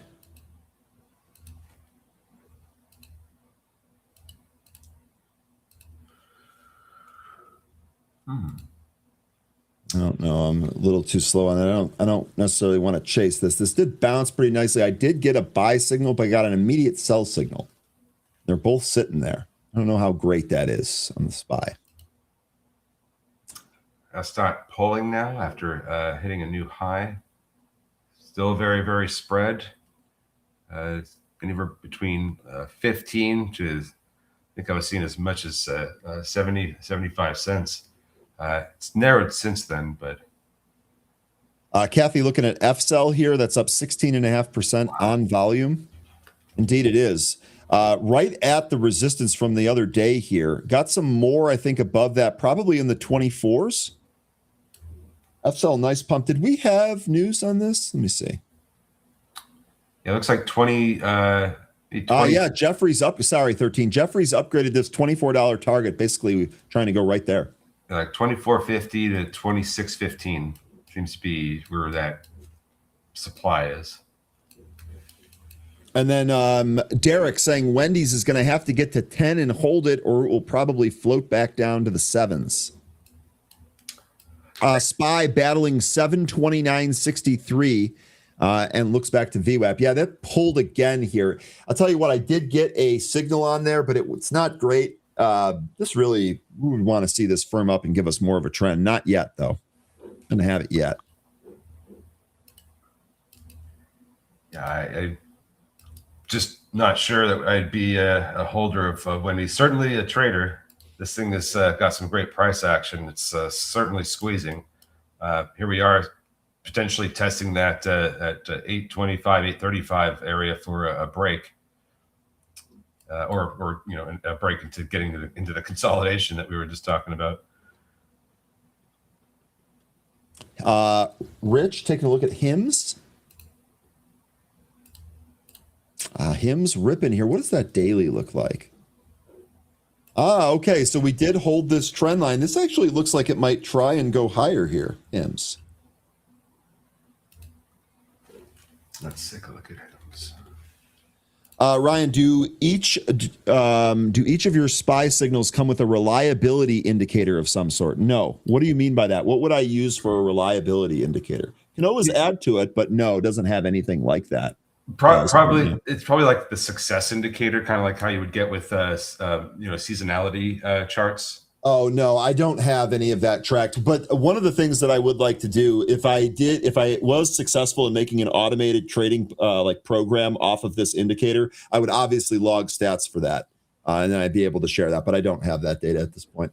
HIMS, looking at a monthly chart, you have the 20-month SMA like just above $37, and that is quite a spot. I think that's what I'd be keeping an eye on here with HIMS. Since we're now above the $34 level, which is, it's been a resistance and support level since this has been on the market. I would need to see if the price can reclaim that 20-month moving average. That's something that rode up all through 2024 and 2025 before it started losing it earlier this year or late last year. And then, by the way, SPY did get another buy indicator there, but was just kind of in the middle of covering HIMS there. SPY did get a buy indicator. It is pushing higher here. We're above the VWAP. Let's see. I am not in this, unfortunately. Pretty good move already in those options. This is still pushing up here. Maybe we're getting our bounce. S&P futures just crossed the VWAP as well. You guys are saying that Lilly is flying. We can take a look at LLY, Eli Lilly. Indeed, nice rip here on Lilly. 50-point move. Wow, 48. S-Dot trying again, trying for that 1250 spot. This has actually been pretty good. It's been back and forth here, but it's actually been all right. Buffalo by Bicycle saying Microsoft is coming alive. We can also take a look at IVG. There goes S-Dot. Just be careful because this thing is spread. Oh, yeah. IVF coming up to its VWAP again. This thing really needs to see to get through that VWAP. Buffalo by Bicycle. So what do you think here? Are we trying to hold this and kind of create a double bottom here for Microsoft? Or maybe is it just temporary?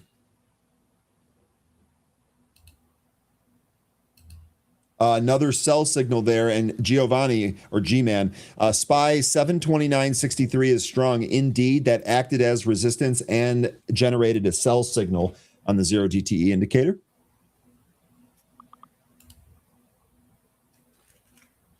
IBM is flying. Let's look at IBM. Got it. 3%. Monthly charts saying, hey, let's pull it back over the 20-month SMA. That was resistance back in March and April. Let's see what else we got here. This thing looking like this could find some resistance around the somewhere in the 275 area. I think that'd be the spot I'd want to see recaptured. On semiconductor, after its combination with Synaptics here, this is actually seeing some call buying here. These are the 100 calls that expire at the end of July. That's going to be your weekly contract, nearly 200,000 on that trade there. So it looks like some traders buying on semiconductor after this 20% move lower on the acquisition. IVF trading over its VWAP for the moment. Still has a lot of time left in this candle, but it looks like this could push higher. Resistance next at 210. That is pushing through the VWAP. Yep. There we go. Pushing up to through 210. Looks like next area might be 220 and then 240.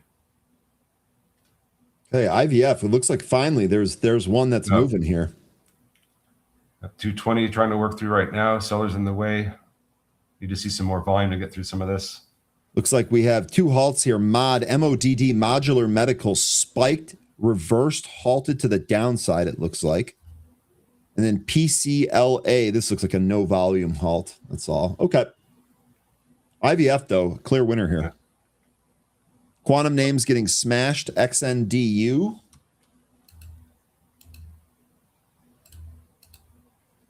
This one totally rolling over here. Canadian quantum company down another 6.5%. Looks like there's some names aren't doing good, some are doing okay. Inflection, that's actually up slightly today. It was down. It had a sell-off yesterday, so getting a little bit of a rebound on that one. Now also another software name that's ripping too, very much like Microsoft. Here's your inflection chart.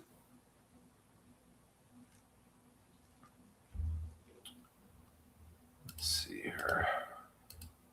I'll tell you what, SPY looked like it was going to try and go higher. Maybe don't write it off yet, but I'm not sure that we have the strength to do that just yet.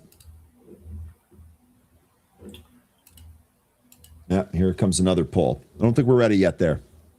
If we haven't hit 725 yet, I think we need to see that print first. Okay, and our low today was like near 727. Yeah, right near 727. The quantum charts are as clear as mud, says Anne Marie.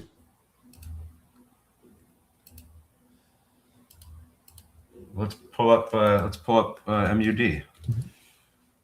I mean, she meant. I think. I know. Okay. Oh man, you just killed it. Let's pull up Micron. See if that's going down. Oh man, MUD is just it's up 6%, and you got a reversal, an inverted hammer here, because of course we had that hanging man candle on the Micron chart. This looks like we could see somewhere between 11 and 12 next week. If this reversal follows through. CoreWeave calls, looks like those are getting bought here. That's the 110 call. That was just from one of the stocks we looked at earlier. Also looked like Oracle 120 puts getting bought here in size. S-Dot is trying to push higher now. So looks like IVF is also trying as well.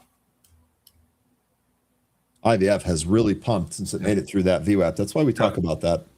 Yep, and it's still struggling with that 220 area. We just see some. I mean, it's had some pretty good volume. This is the most volume it's had pretty much all morning in this current 5-minute candle. But we're going to need some more to get through all these sellers. And if we do, 240 is the next resistance area.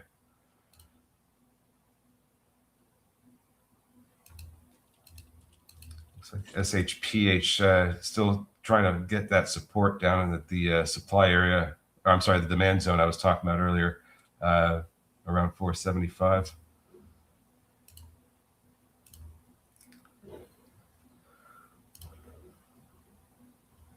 Starwood selling off here again. Okay, IVF looks like we popped over 220. We're gonna get. We're gonna hold above it. We're gonna get to 240 now. Selena, I'm generally not concerned with the day-to-day there on Starwood. Might consider adding again. We'll see. See what it does here today. Not in a rush for that. Big money hands are definitely in a wait state. Maybe they are planning holidays into the 4th. That wouldn't shock me, Anne Marie. It kind of feels like that from what I'm seeing too. Through the World Cup, I would say. Well, the final is the July 19th. Is that? Did I? Let me look. I want to say it's the 11th, but I think you might be right. I think it's the 11th.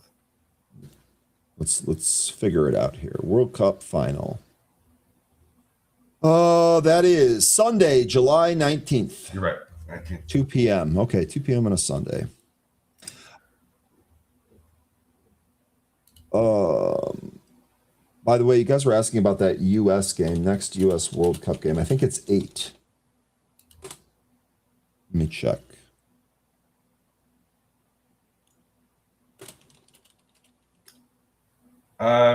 I don't. So just to answer a question here, G-Man, I don't see any news today. The only thing I see that has anything relatable is this news about a colonel that took a flight on a Mach 2 plus commercial jet. Other than that, and I think that's more related to F-Jet, I don't see anything other than that. If there was something I could tag on to why we're getting this move, it might be the high short interest. We did have this thing come off of a support area down in the $64 area where that support was from May.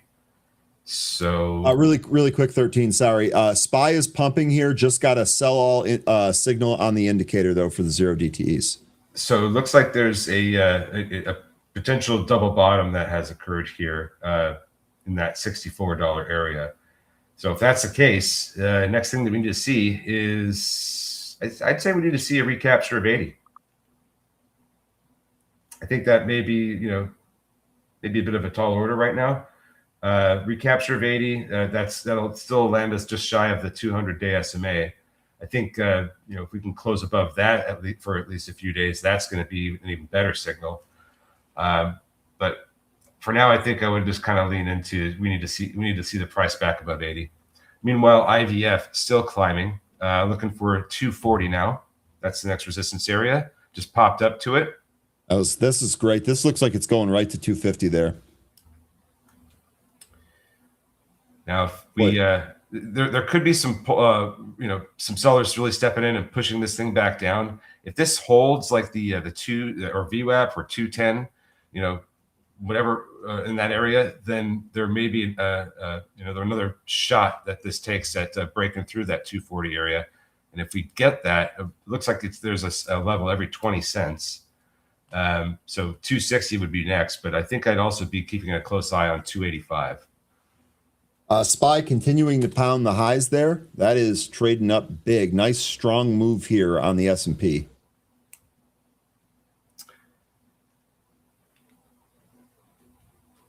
So IVF still pulling once we hit that 240. That's going to be the next big spot to get through. We have no closes above that all morning, despite trading above it. MU is running.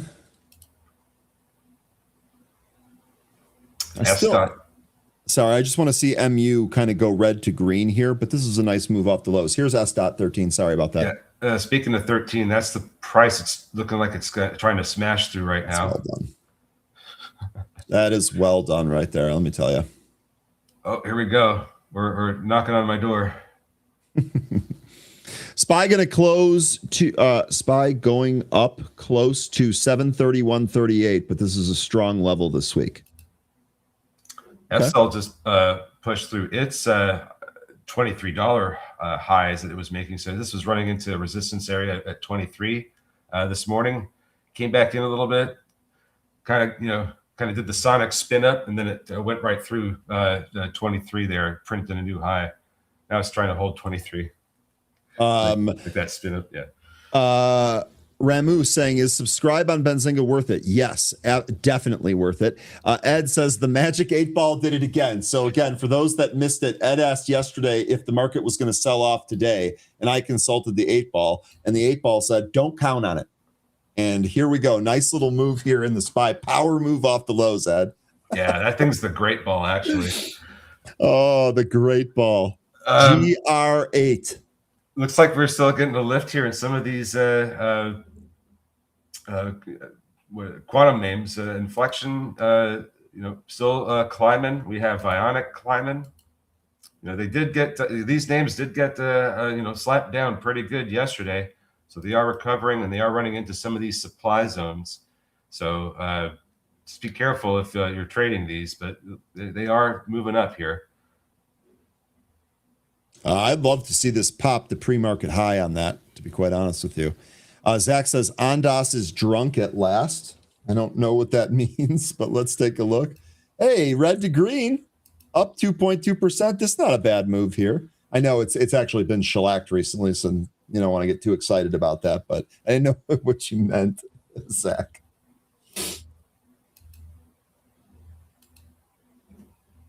IVF looks like it found some resistance up there at about 240. Yep. That's one of the spots. Got to get through 240. 260 would be next. And it's starting to put in some topping formations a bit here. We still have this current candle and the next candle that we want to kind of see what it's going to do. So it starts to look like we get these upper shadows several times in a row. That usually can indicate that this is going to come back in. So just something to watch for here. S-Dot losing its VWAP. There you go, Ed. 160% win on the puts for IWM. We'll take that. Nice closing trade there on a Friday, boss. Yeah, you go have a weekend now, sir. Yeah, and pro tip, folks, if any of you want to have a weekend, alert, Costco sells Surfsides now. So do with that what you will. Looks like ILLR came back down to the 460 level where it was getting support earlier in the pre-market and somewhat in the regular session. Still having a hard time recapturing and staying above that VWAP here, kind of getting pressed into potentially some downside unless we can get a move here that takes us over the VWAP, and we'll have to see a recapture of the 65 EMA next. ILLR, this to me, the story here is all this VWAP. It just cannot get back above it. I think if it does, I think it's going to change quickly. Yeah, I might trade a whole lot better. Yeah, kind of like how IVF did once it got back above its VWAP. I see a big seller kind of walking down IVF right now, by the way. So just that had a nice move. I would have trimmed into that move anyway, so probably not the end of the world. Also, by the way, just got another sell signal here on SPY. There's been several buys on the way up, but we're getting a trim signal now. That's actually made a pretty good move too. If I'm in that, I'm definitely selling probably all at this point because that was a pretty big move off the lows. Low print on the 730 0 DTE contract here today, 152, currently 320 ask. That was more than a double off those lows there. Indicator was a little bit lagged off the low, but still pretty good. Okay, here we go. ILLR, it's up through the VWAP right now, testing that 65 EMA. This is the moving average we need to start getting above, closing above consistently. And then we can look for a break over 540. It's going to be the next spot above the 65 EMA we need to see taken out.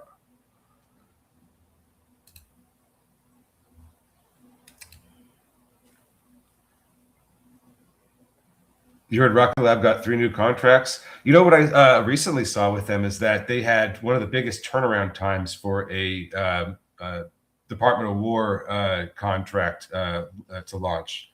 I think it was like one of those less than 24-hour turnaround time things, or something remarkable like that.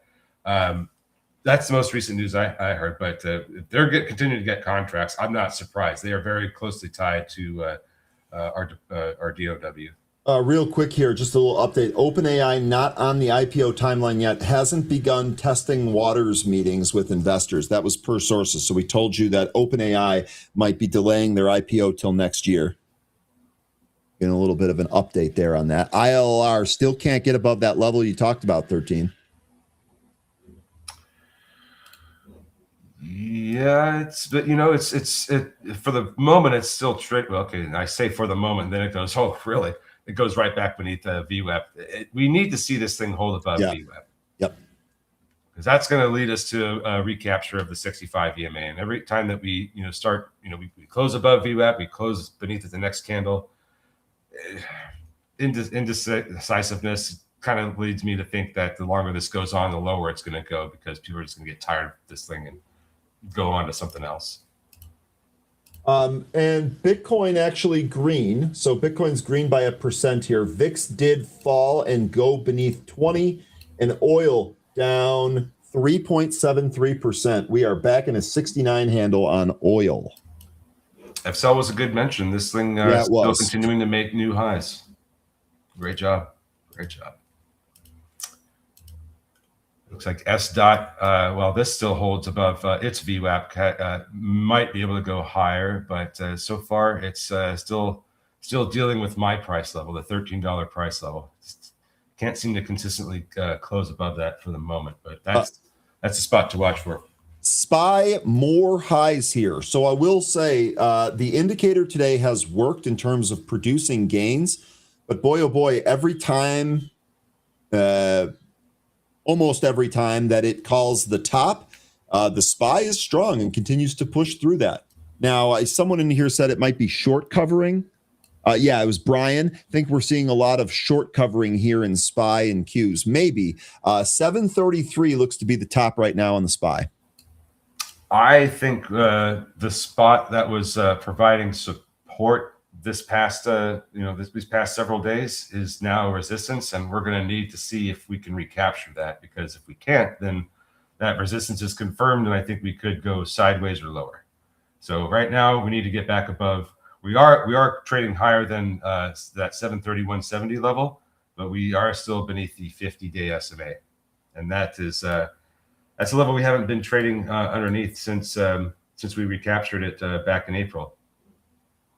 So, and then Selena saying we keep seeing lower lows and there's still a gap lower. I'm assuming that you're talking about the SPY, right? Let me know what you're referring to there, Selena.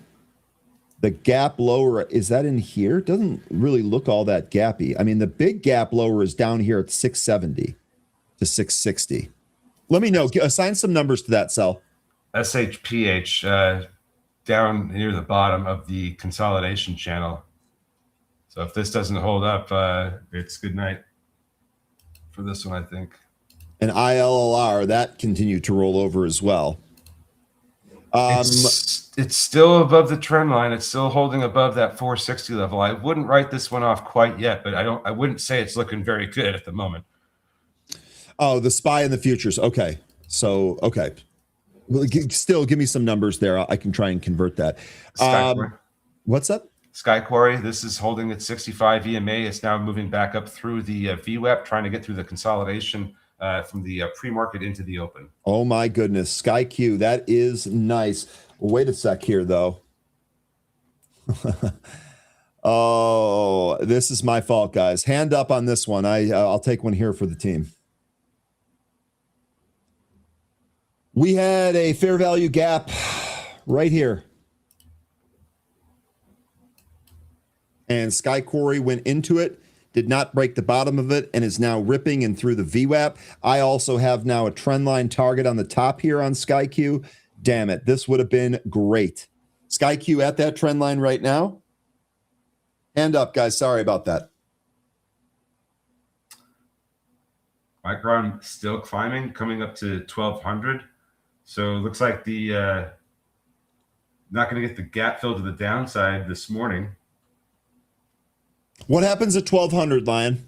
You're either in or you're out right now. What happens at 1200?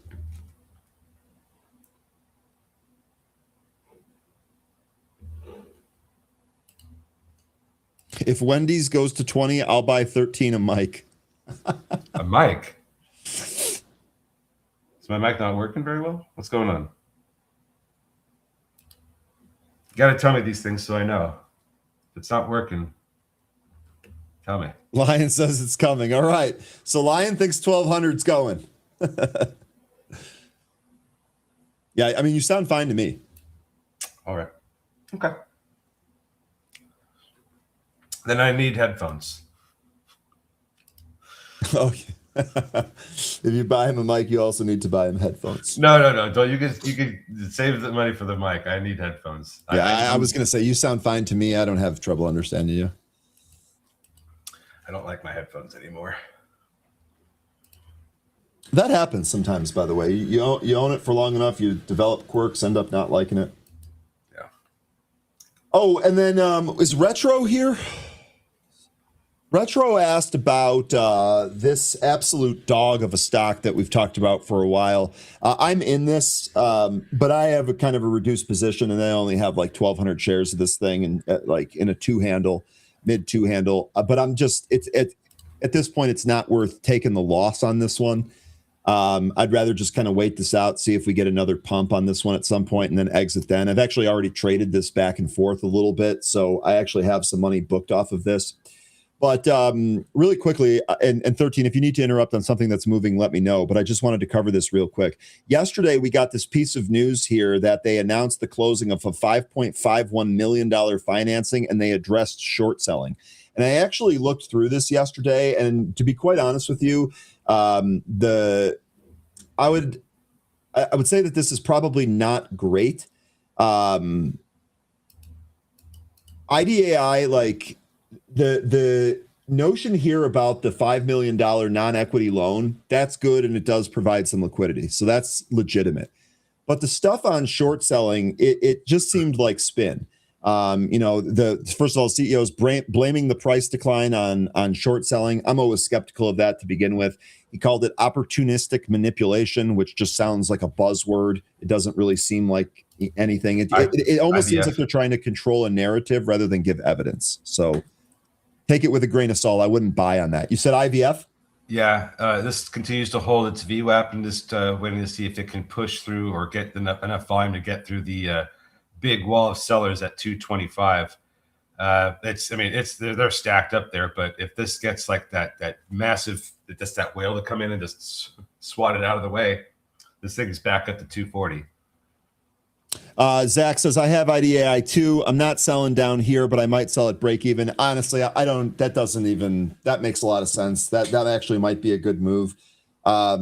This was supposed to be good. I don't know. Maybe it will still be in the future, but it's just been such a dog, and the action here is bad, and it is what it is. I'll wait and try and get out at a better price. I do want to get something off of it again, but maybe I'll be too greedy on that. We'll see. SPY still pushing higher. New highs again. 733.30 right now on the SPY. S-Dot lost VWAP, and it is fallen. It was good until it ain't. Yeah. Meanwhile, F-Cell continues to trade higher, looking up towards 24 at this point. Current high is 23.73.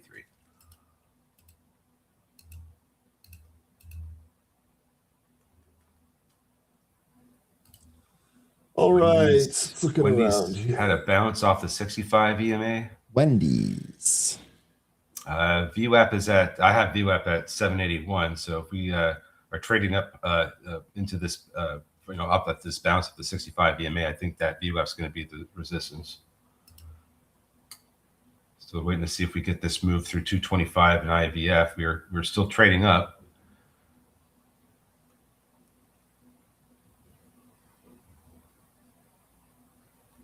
Market continues to push higher. Boy, oh boy, that what a move in SPY intraday. There's Retro. Happy Friday, Ryan and 13. Another late start due to still being sick. I'm sorry to hear that, man. I hope that you feel better, especially right before the weekend. 13 just went through that. I'm sure he says the same thing. Oh, absolutely. I know what you're dealing with, man. Just drink that airborne and get some rest. You'll be fine. Shake it right off. Yeah, that's a really good idea. Retro, I just gave an update there. I think you asked about IDAI yesterday. They had a PR about some added money for liquidity purposes. That part of it's legitimate. The other part about the short sellers kind of seems fluffy. I have it. I'm underwater on it. I don't have a ton of it. So it's not really I don't really worry about it all that much. I'm not going to take the loss on it here, but if we get a good move on that, I'm definitely going to at least trim and sell into it. I don't advise adding down here unless your risk really tells you that that's okay. It just hasn't worked yet. IVF trading under VWAP.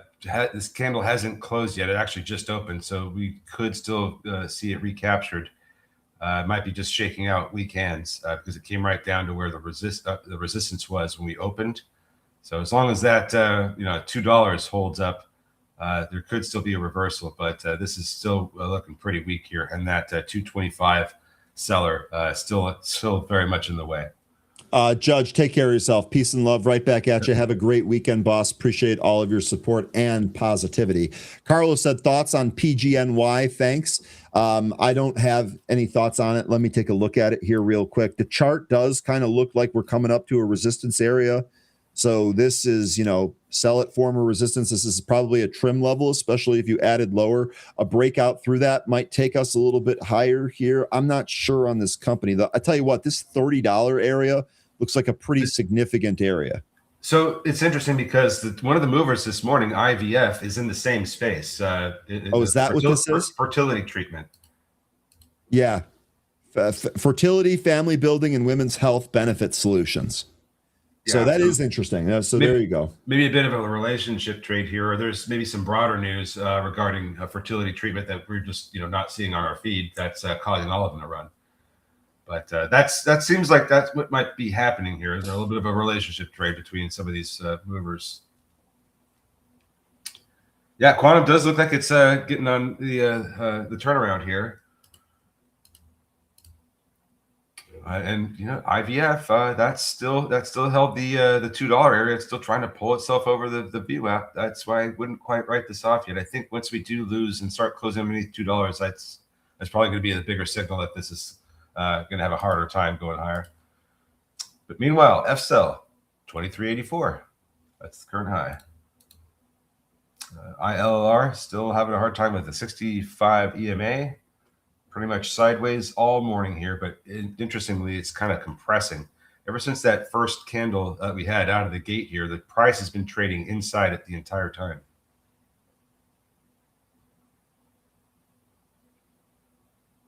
See that there? This one on ILLR? Yeah, ever since the open, we had this big red candle, and the price has just been compressing in there ever since. I was going to say it's forming that compression triangle. Yep. Ionic just hit 51.42. That's nice to see. That one trading up. That hit 48.77. Let's look at the daily chart on this. That's one of the lowest prints it's had in some time. This is Ionic? Yeah. Yeah, hasn't had that print in over a month.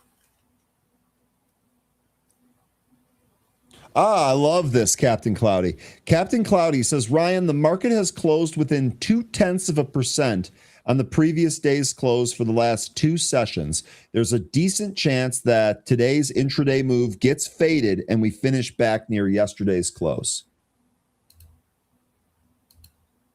Let me zoom out here and see if I can assign a value to that. Well, let me actually just get it here from SPY.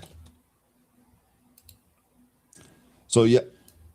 So you're talking about, where did this close yesterday? Like right in here, like 733, or was it down here? I can't tell if that's an after hours candle or not. I'm sorry. Because we got that big spike right before the close, right? Yeah, it was like right in here, 733 and change. How's the market volume looking? Not even 9 million shares yet. There's just not a lot of participation in this market. Nope. Too many things Captain Cloudy gets the Anne-Marie blessing. Yeah.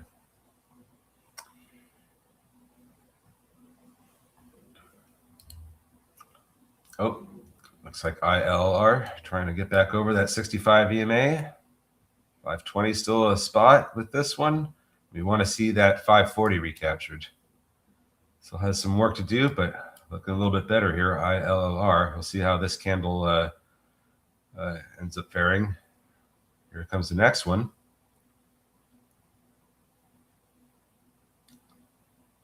Good to see that this is at least getting a little bit more price action, but also seems like the market is kind of running out of a little bit of gas here.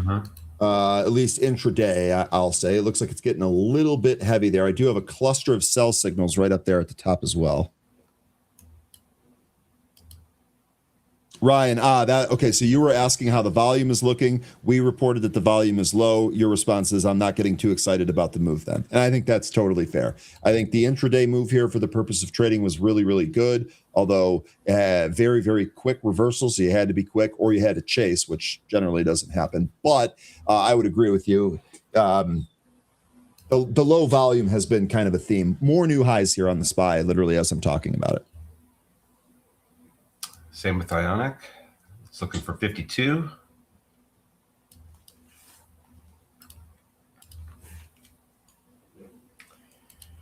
ILLR. There it through is. the VWAP. There There it it is. is. Finally. Okay. New regular session highs. We're pushing through those levels that we were just talking about. Next one looks like it's going to be 560.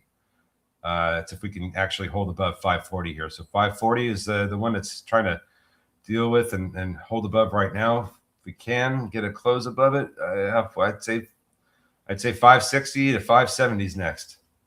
Okay. Really good stuff here. I do want to address this question here real quick, and I want to support it with a visual aid. I just need to find the actual chart that we just talked about. Beg your pardon. Just give me a sec here. Where are you? You're coming up here. Where are you? By the way, this is another shout out to 13 in our happy hour team. This channel is a wealth of information. Oh, yeah. And we have a number of our different traders in here post very, very valuable things. Where is that?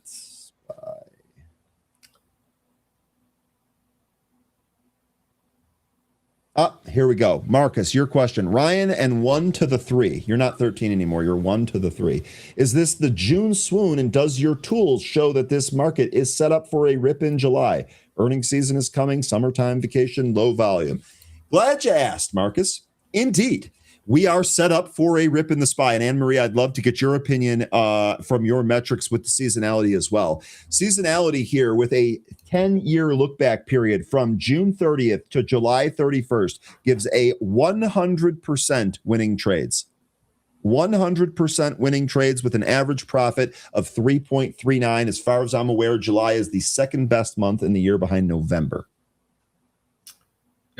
So should be, we should see the market, melt higher in July, but don't really think there's a whole lot more after that. There could be some weakness in August, or there could be some chop. Look at ILLR. Yeah, I had to be quick with that one. We peaked above the VWAP. We pulled. It looks like we're going back down to the bottom of the range. Hope you sold into that. Wiss says, Ryan, this market sucks so bad. I've golfed every day this week. First of all, I am extremely jealous of you that you were able to golf every day. That's amazing. And it sounds like you won the week. Yeah, it kind of sounds like the market's pretty great then if it's making you go do that. It's not so much about what the market can do for us, but what the market does to us. Trey, Ryan, that was a match of 10 mins ago. High and having trouble getting past 3 mins on the SPY. Yes, indeed. And in fact, really the last 10 minutes, it's really kind of put in that top there. It definitely seems like it's kind of slowed down now. If it can break again, it will jump. True. We'll see if we guess we'll just have to wait and see. Do you want me to consult the 8-ball? Let's do it. What the heck? We might as well. How much time do we have? 6 minutes till Anne-Marie. Let's get some Friday follies in here. Will the SPY break its current intraday high right now? Come on. Can't see. Outlook, not so good. I don't think I can show it to the camera. Yeah, I won't focus on it. Outlook, not so good. So it doesn't look like we're going to break that here. It just happened. It just broke it. Why did you just didn't even have to say anything? It could have just popped and come back in. I see a wick. No, I didn't finish. Technically, no, it did not break it. I see a wick. Until that wick gets taken out, I'll actually assign you a number. We'll make this technical. We're going to do that. We're going to make this technical. It did not set a new high. The intraday high was set in the 10:20 window. I have that high value here at 734.24. That's the spot. 734.24. 8-ball says no, we don't break it. The price is above the 50-day SMA. This is where I would think got to hold above it. If we hold above this, then that's a good sign that we're gonna recapture some of these levels next week. Rejection, close underneath it. A little less confident we'll see that.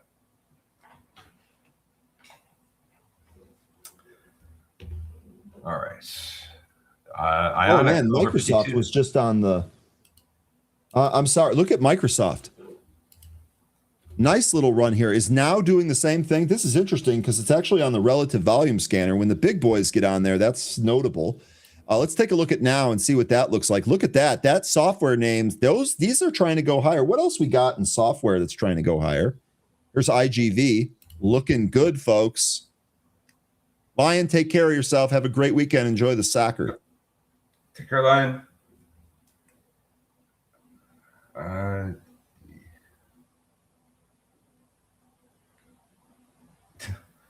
Microsoft could crash to 250, says an analyst. That'll be an interesting read.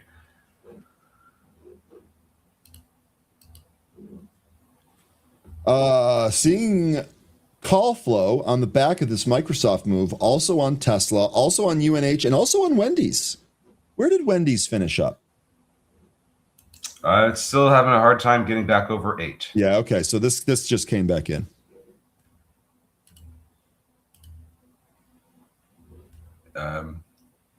Iller not finished.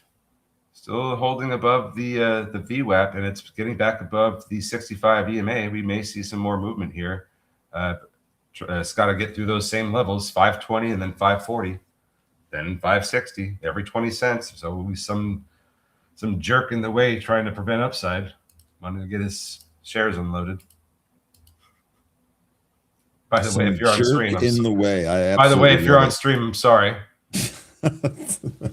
Meanwhile, sorry, not sorry, more like. Meanwhile, FCell, we had that breakthrough 24, printed 24.38. This is now getting somebody to walk this down. We'll see if it can hold 24. But nice moves here in FCell. This I don't know how much more we're going to get out of this one, but yeah, Lion, that France-Norway game today should be popping. You got France in that, I'm assuming. I'll take Norway just so we can be against each other. What the hell? No, that way when we come back, if France wins, he'll come out talking smack about me on Monday. That we can handle.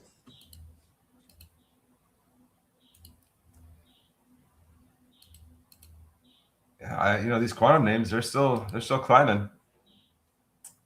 At least two I'm looking at, Ionic and Inflection. How are these other ones doing? Let's look at QNT. Sorry, that's up nicely. MicroStrategy's bouncing a little bit here today. Actually, looks like it's trying to go higher here. Don't trust it. Not in it.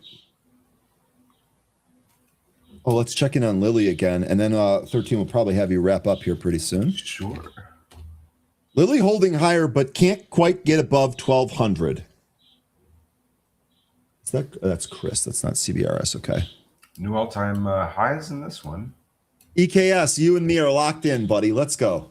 I got someone on my side. Let's go, EKS. You and me. This is actually breaking a trend, Lily. If you start from the high in 2024, draw it through the high of 2026. Not the current one, but I'm sorry, the January 2026. I see it. Yeah. I see it. And I think 2024 was right here. Yep. Yeah, we're breaking through that right now. Boop, boop. Yes, we are. That's a good call. It is a good call there. Trend lines. I mean, they've been ridiculous. 13. That one of our better charting tools, honestly. Okay, 13. We're out of time here today. Great stuff here on this full week. We got the July 4th truncated week next week. Any closing words going into the weekend here? Yeah, I'm just happy everybody was able to make something out of the week we had. It seemed like it wasn't the greatest of weeks, but we still managed to find some trades, make some money, and had a good time. And now we have some World Cup games to look forward to. So I'm going to go see where the Brazil and Japanese parties are. I'll talk to you folks on Monday. Have a good rest of your weekend. See you later. All right, 13. Take care of yourself. Good stuff as always. His departure leaves room for Anne-Marie. Let's see how she's doing. Anne-Marie, welcome to the show. Good morning. Happy Friday. Happy Friday to you. How you doing Friday to you. I'm doing great. You guys are making me do a lot of laughing. Hey, laughter's the best medicine. That's what I want to hear, Anne-Marie. That's what I want to hear. Absolutely. Right. What do you have for us today? Well, we've got a lot of things that are moving and, a ton to consider. And so I will look at whatever anybody wants to look at. But we did talk about this CBRS. Cerberus, yeah. Yeah, and its earnings event. And so let's take a look at that and see what our Fibonacci gave us, because it does seem to have come in right to the bottom of that edge. I would suspect that it continues down into 125 before it begins to lift. It doesn't look very good to me. Now, I don't know how anyone else traded this.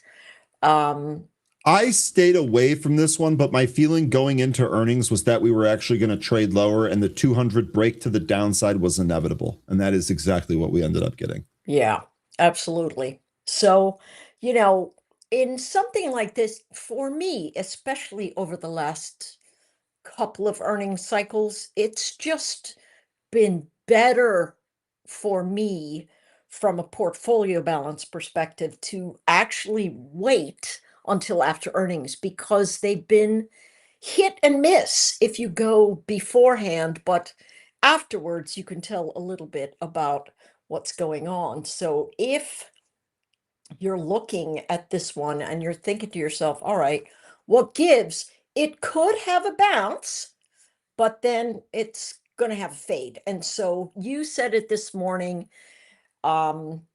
We've got a lot of wait and see action going on right now. And my suspicion is bounces are going to sell. And I don't think that this one is, free from not selling off.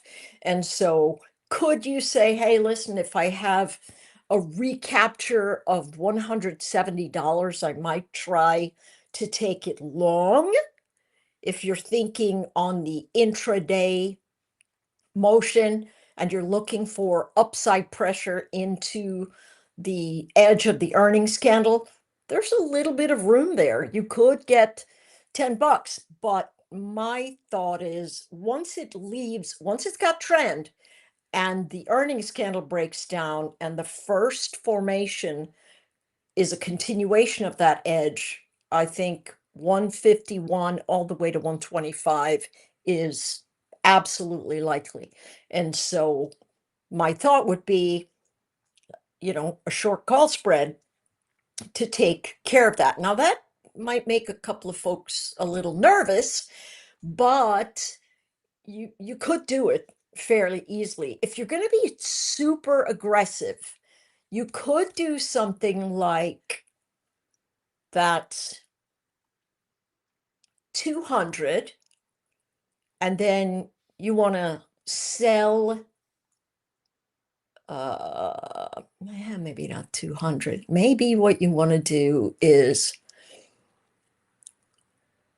buy 1 to 10 and then sell 2 220s. Now, that takes margin, but it gives you a $340 credit. And if it goes all the way to 220, you get another $1,000 on the move.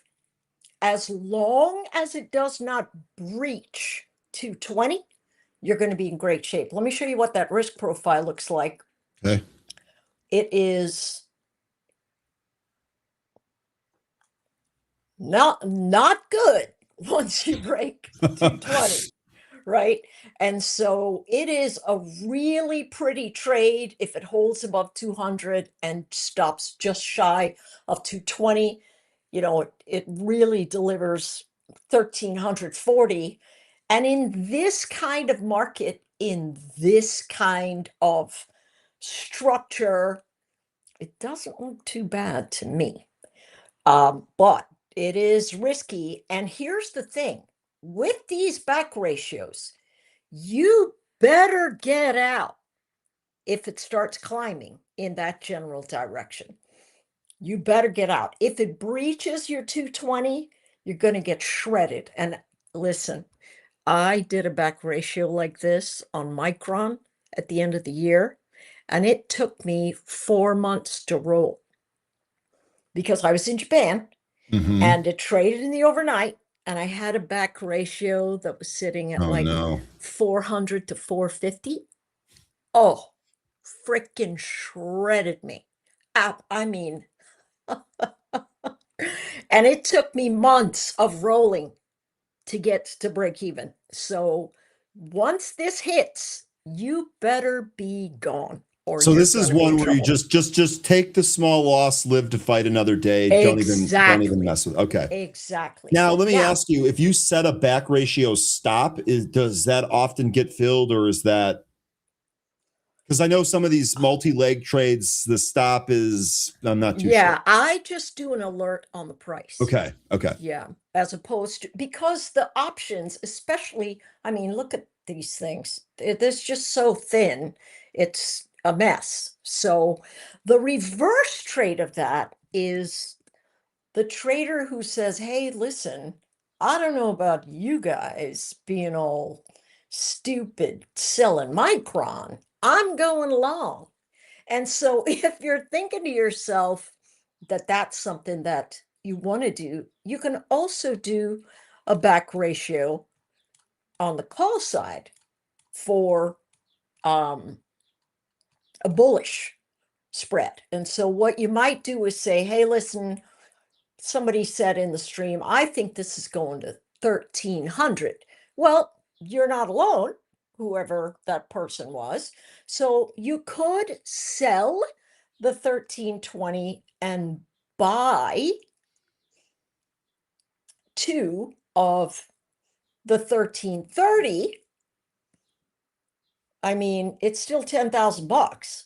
But if it continues past that, you've got yourself monstrosity of a move to the upside. It's just expensive. And so for me, I would rather take a look at this and listen. I know we've been seeing all those articles out there that talk about the cyclicality of semis. Mm-hmm. It's true. They are cyclical. Price action will come in. Trees don't grow to the sky. But at this juncture, taking a reversal move on some of these gigantic names is just a fool's errand. The question might be, we know Michael Burry just covered his shorts on Palantir, Yep. right? So the question is, I mean, it's got a lot of people buying, and certainly we had this number sitting around here. That's pretty good, Anne Marie. If only I could draw a trend line. I'm sure you can add that to your toolbox, She's Anne so Marie. bad at those. But yeah, this might be a spot where you go, this is due for a bounce. Here's the problem. And again, we'll use Mark Putrino's lingo. We're going to have folks that are golly, I always forget what he calls them. Remorseful sellers and remorseful Yes, buyers. that word remorseful just doesn't stick in the mind for me. Anyways, yeah, I suspect we could run all the way to 126 and then roll right over. Now, here's the thing about Michael Burry. He's got a lot of news following him, but he's not that great on picking. His timing kind of, I mean, it's meh at So best. okay, that actually is extremely validating. I said yesterday, just kind of like half joking, I don't really. Okay, he sold the puts, but like Michael Burry, I don't really follow him. It's a guy that got lucky one time. Yeah. I really don't like talking smack about other people, especially Yeah. other people that have been doing this longer than me and have Yeah. more money than me, and he has both. So I concede that. But I just like, as far as like stock, I see a lot of people that pick stocks frequently, and it just seems to me that Burry's often not right. Yeah, his timing sucks. But listen, here's the thing. He did get lucky once, but that's like Jim Cramer, right? Jim Cramer, he's a good analyst, and everybody says he's a great guy. Yeah, I've heard the But same he thing. got Yeah. totally lucky. He says all the time, hey, listen, my wife is the one who told me to sell. No wonder they're still married. Before the 80s. I think this is the old wife. This is the old one. This is before the new one. They still have a lot of respect for each other. So that's really nice. I love that. But in any case, sometimes people just live on their coattails, and so I don't know that Michael Burry's call for covering this is going to do anything more than give us a really nice bounce to sell until it starts firming up on the bottom. This is my thought. I also am a little concerned about the news with OpenAI that said, hey, we might push off that IPO until next year. So let me ask you about that here real quick, because I asked the group earlier, it ended up not generating into a conversation, but now that you've brought it back up, we're going to do it. So that's interesting. Your position here is that you think that is a net negative for the AI trade. I have a little bit of a different opinion for OpenAI. For them specifically. For them specifically. Yeah. Okay, that changes things then. Here, I'll give you my thought here on this. My thought here on this is that for the overall AI trade, meaning just outside of OpenAI, encompassing all of those names, I actually think this isn't bad news. And here's why. I have suspected that the market is trying to hold up to get all of these big AI IPOs out. That's one of the reasons that we haven't seen a really big pullback. And we've got we've got Space, we got Cerberus, we got SpaceX, but we've got Anthropic, we've got Databricks, we've got OpenAI. And we also heard from the memory folks that, hey, the demand is not going anywhere, like through 2028, probably into 2029, maybe 2030. So to me, it seems like if they increase the length of this AI IPO release, that the market is probably going to hold in for that. And as far as the AI names in the market goes, I don't know that it's really going to be a net negative for the whole group. I don't think it's a net negative for the whole group. I think, okay, so I sent you that note on the guys from DeepMind leaving for Anthropic and the other guy the brain drain at Google. Yeah. And so my thought is, you remember the day that they pulled Fable off?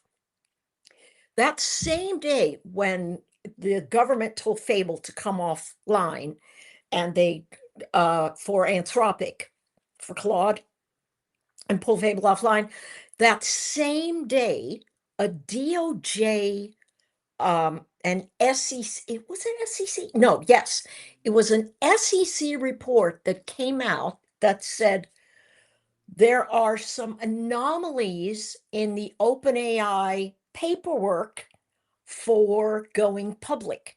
But that sort of got swept under the rug, and this big Anthropic news came out, and then that was the big hubbub. And of course, I pulled out my tinfoil hat and went, these two things, very interesting, coincidental that they're running on the same day. And so I think this big power battle is still going on between these two guys. And really, if Anthropic gets to market first, I think that's going to be very detrimental to OpenAI.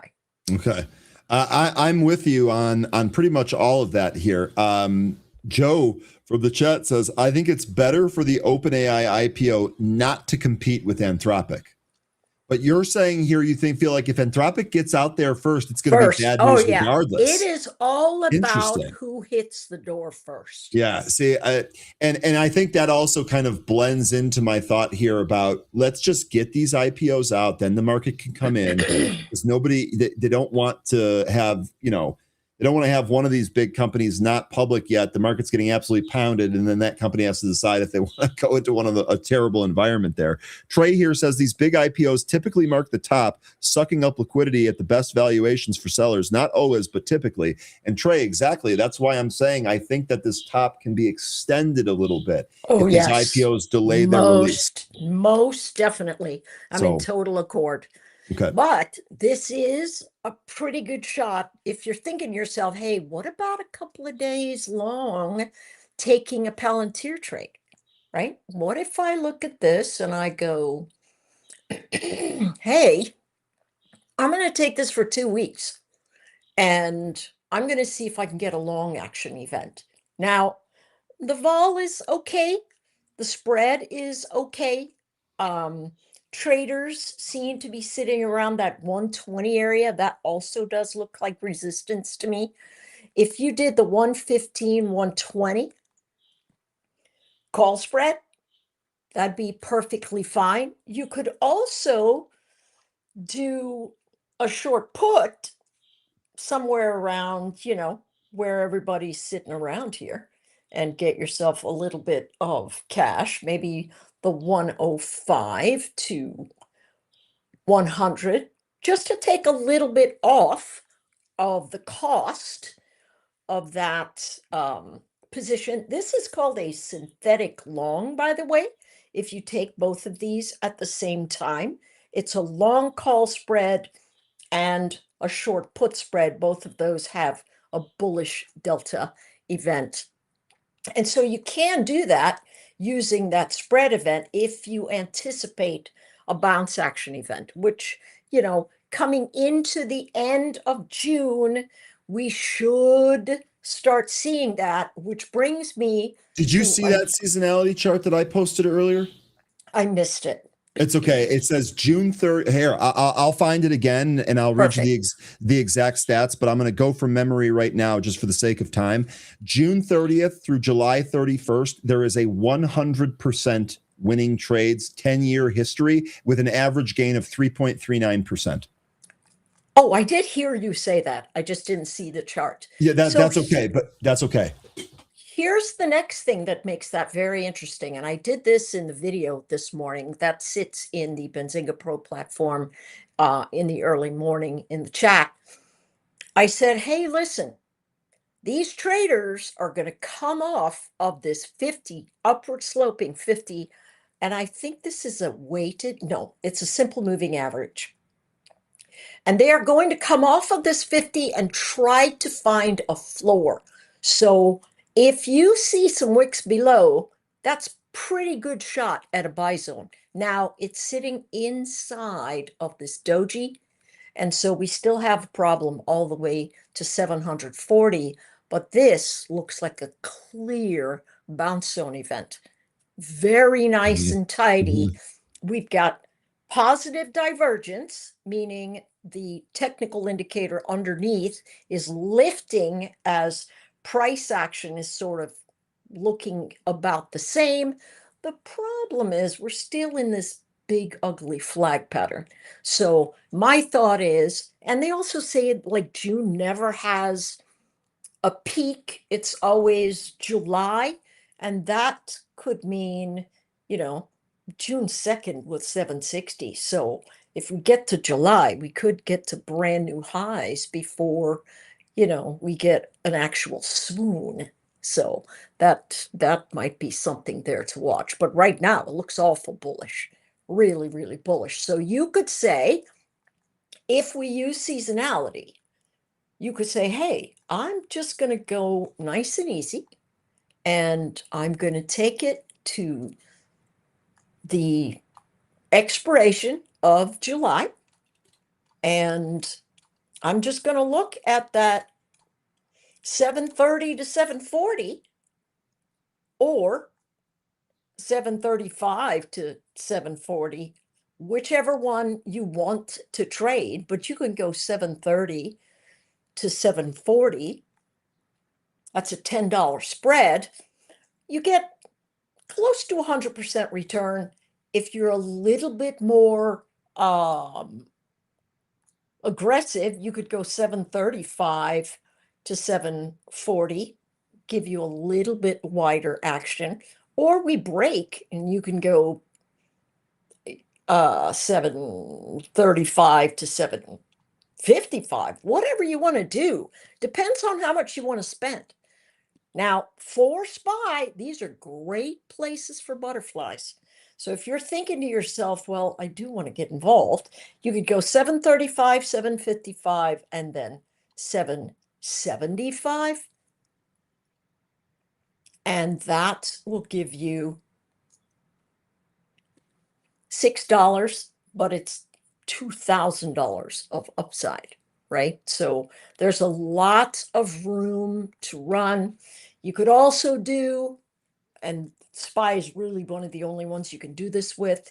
You can go, if you said, hey, that's pretty sweet, I can do 735 to 755.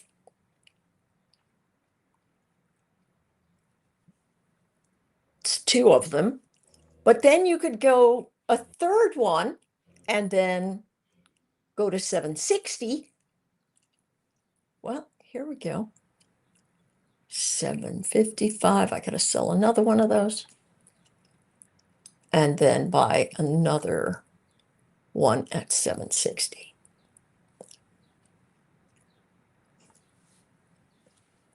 It's really about the same price, but you're going to get a big bang for the buck if it slams at 75. So there, excuse me, 755. And of course, if you're thinking that big outside patch, you could say, hey, listen, I think that's going from 760 to 770. It's $1. It's still expensive, but it's a 10 to 1 in terms of risk to total reward, right? 9 to 1 if you're looking at just cost.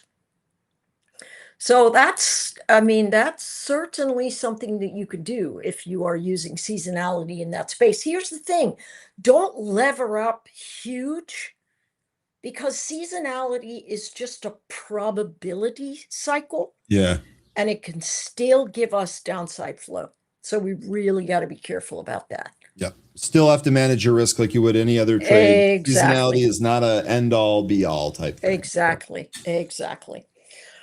So we could also talk about software as a service and what's going on with those guys. They've been pummeled, and of course Oracle is still, getting smashed in that space. I also think Oracle's got more downside. The spend that Oracle put at risk is, it's going to come around and just chop some of these guys to bits. Now, if you're looking for a good place to buy, I do want to say you got to give these charts room to behave. So we'll look at Corning, excuse me. If you ever get a chance to go see the actual Corning guys blow glass and talk about how they make this sort of stuff, it is truly fascinating. It's absolute fun. It's absolutely, if I did it for a living, I wouldn't have any limbs, because I would. You think I'm joking? No, I would literally. I would have burned myself to bits. But it's truly fascinating. It's funny, really quickly, I've thought the same thing about blacksmithing. The first time I ever saw someone blend metal into a blade, file it down, stick it into a forge, I was like, this is awesome.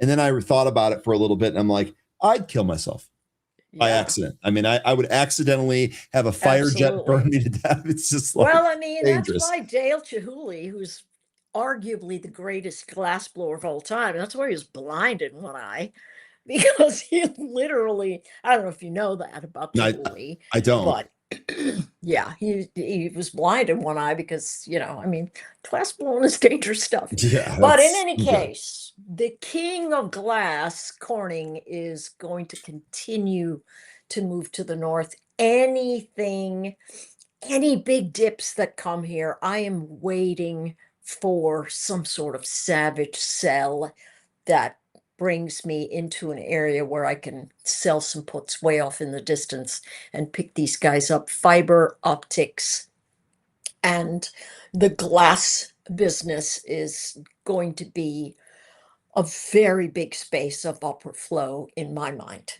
In my mind. And here's another one. We talk about Marvell all the time. This one is another one you want to wait for the pullback.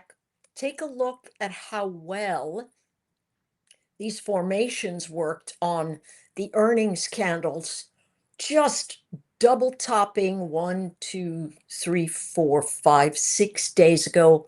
Easily comes to the bottom of the gap. I am hoping for a 220, but it might not give me that. So I better put a 250 on there. And here's the thing. If you look at this and you go, oh my gosh, Marvell's been doing so great. I really wish I had some. It could easily fill the gap. So if you want to buy this, you got to be patient.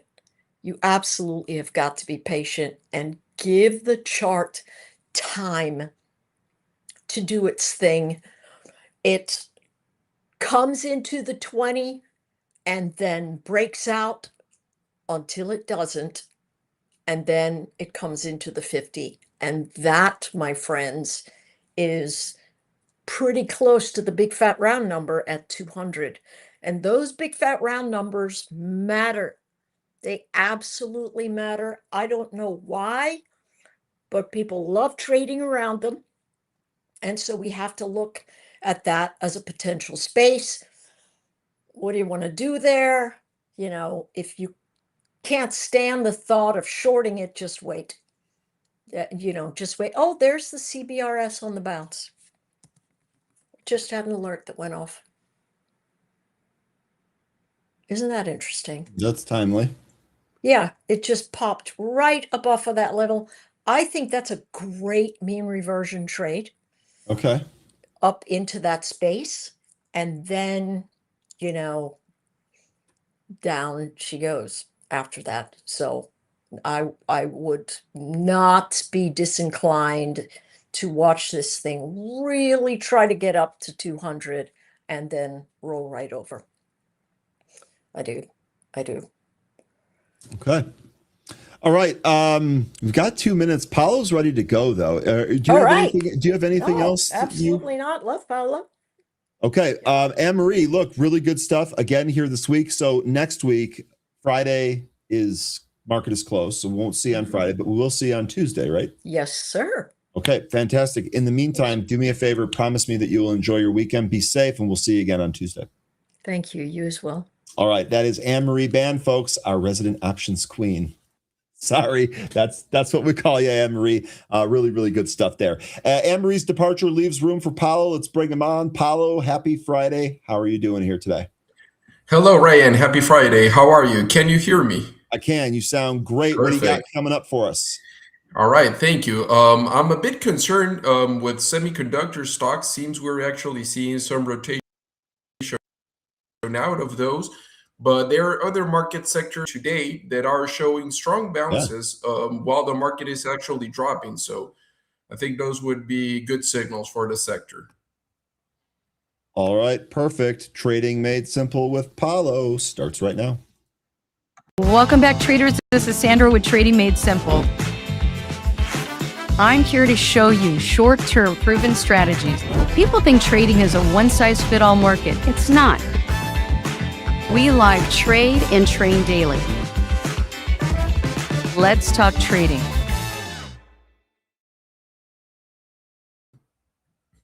Hello, everyone. Good morning. How is it going? I hope we're all having a great week. And let's get started here with our daily analysis. It's been some weeks, actually, I think, since the last time I joined Benzinga. So let's actually see how many of these setups we have been following are actually developing. Here to my right, I have the chat room where I can see any stock, any ticker people would like to request. So if anyone would like to request any stock, any ticker, just type the ticker in the chat room.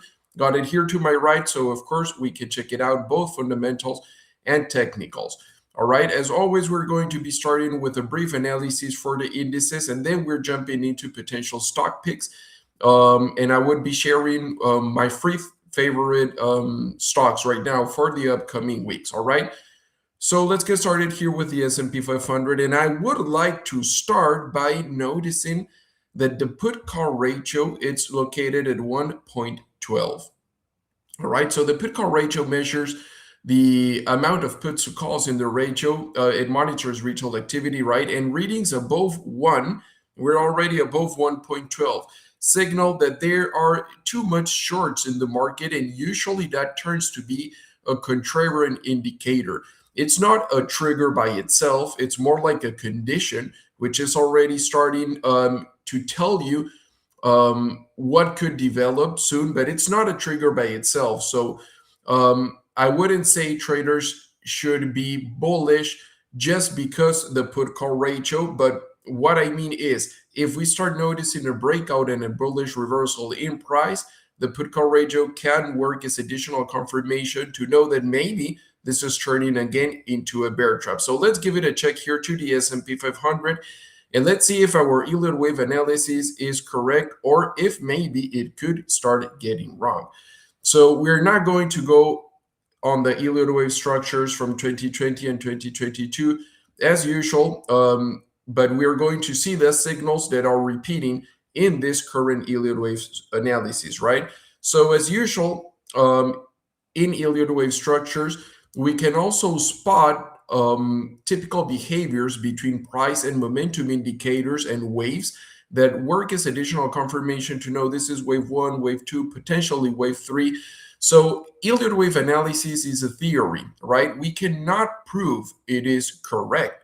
There's not, like a stock market god that can come out and tell us, yes, that Elliott wave is correct. It's going to develop at those levels. In reality, we do not know. As the whole world of technical analysis, we're doing forecasts and projections, but we cannot predict the future. But Elliott wave analysis is a hypothesis, so you cannot prove it correct. What you can do is you can try to reject it or fail to reject it, right? So an Elliott wave structure is valid until it gets invalidated, and that is where those golden rules for Elliott wave analysis applies. So far with those golden rules, they are still being respected. Wave 1 goes from oversold into overbought, as we saw here. Wave 2 is a typical retracement back into equilibrium, which is a range from 40 to 60, not necessarily specifically the level 50, more a range. In this case, we went all the way to 39, basically the same. And we confirmed that this so far appears to be a wave 3, as the RSI indicator made a higher high. All right, here, price broke higher with the RSI indicator also breaking higher, canceling any potential divergence. So that breakout and that higher high on the indicator is actually telling us that momentum is still building out. So despite we're seeing here a pullback, I personally think this is just a pullback. Maybe it could even turn into a correction within a bull market. I wouldn't think the market is going to flip into a macro bear trend soon, even though there's starting to be some concerning signals. And of course, we're going to check them too. So we also broke out, and now we need to break above 7,600 on the S&P 500 to continue higher. A potential target as high as it seems could be the 8,400 here for SPY. Let's actually add the forecast at 0.70. So if this is wave 1, and this was the wave 2 correction, and wave 3 starts here, right? We are using a Fibonacci extension here to project potential targets based on wave 1 length here. So if we do the same move, we would be reaching 8,400. Now, it could be that wave 1 is the highest wave in this cycle. The rule is that wave 3 should never be the smallest, not necessarily the biggest, but never the smallest. So wave 1 could be the biggest. In that case, wave 3 would not reach the same level. Wave 3 could also top at 0.6, 0.7. So there is the possibility that we consolidate, we go through a wave 4 correction here.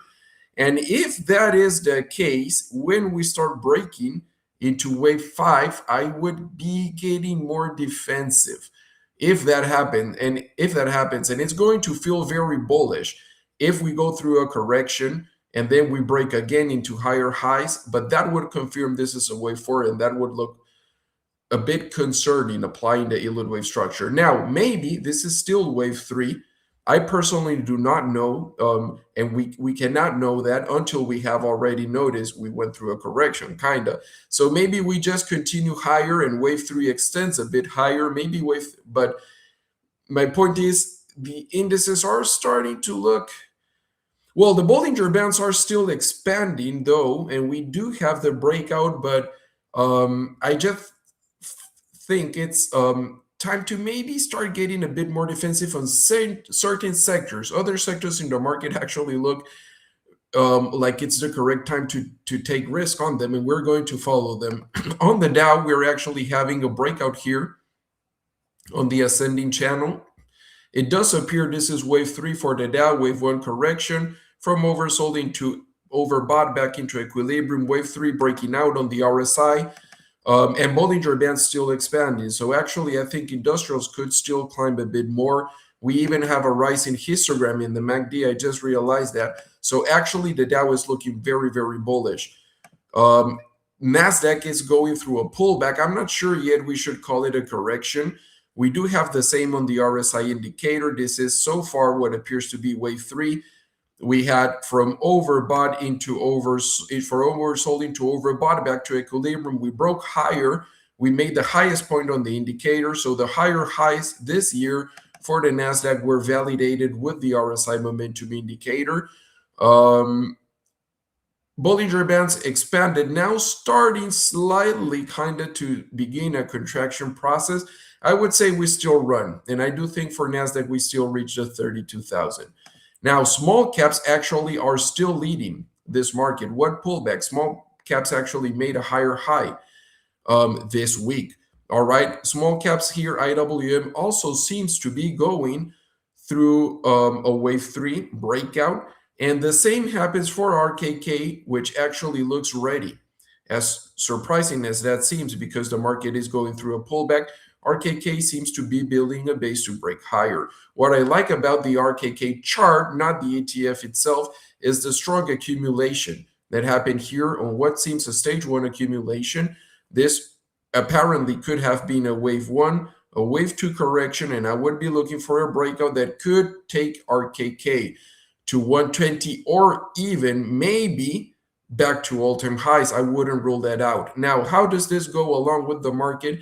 Is that if the market is ready for a final wave 3, wave 5, that would be the late stage of this bull market.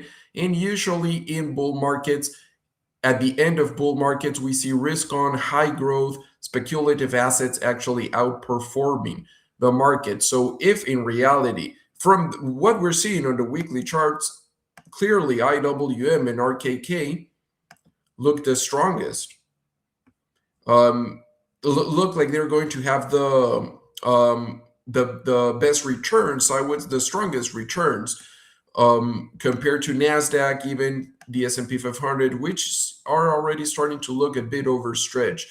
And what could be a bit concerning too is that if we go and we zoom out a bit, we also have the post-COVID market with wave 1, wave 2, wave 3, wave 4, and this would be the wave 5 from COVID.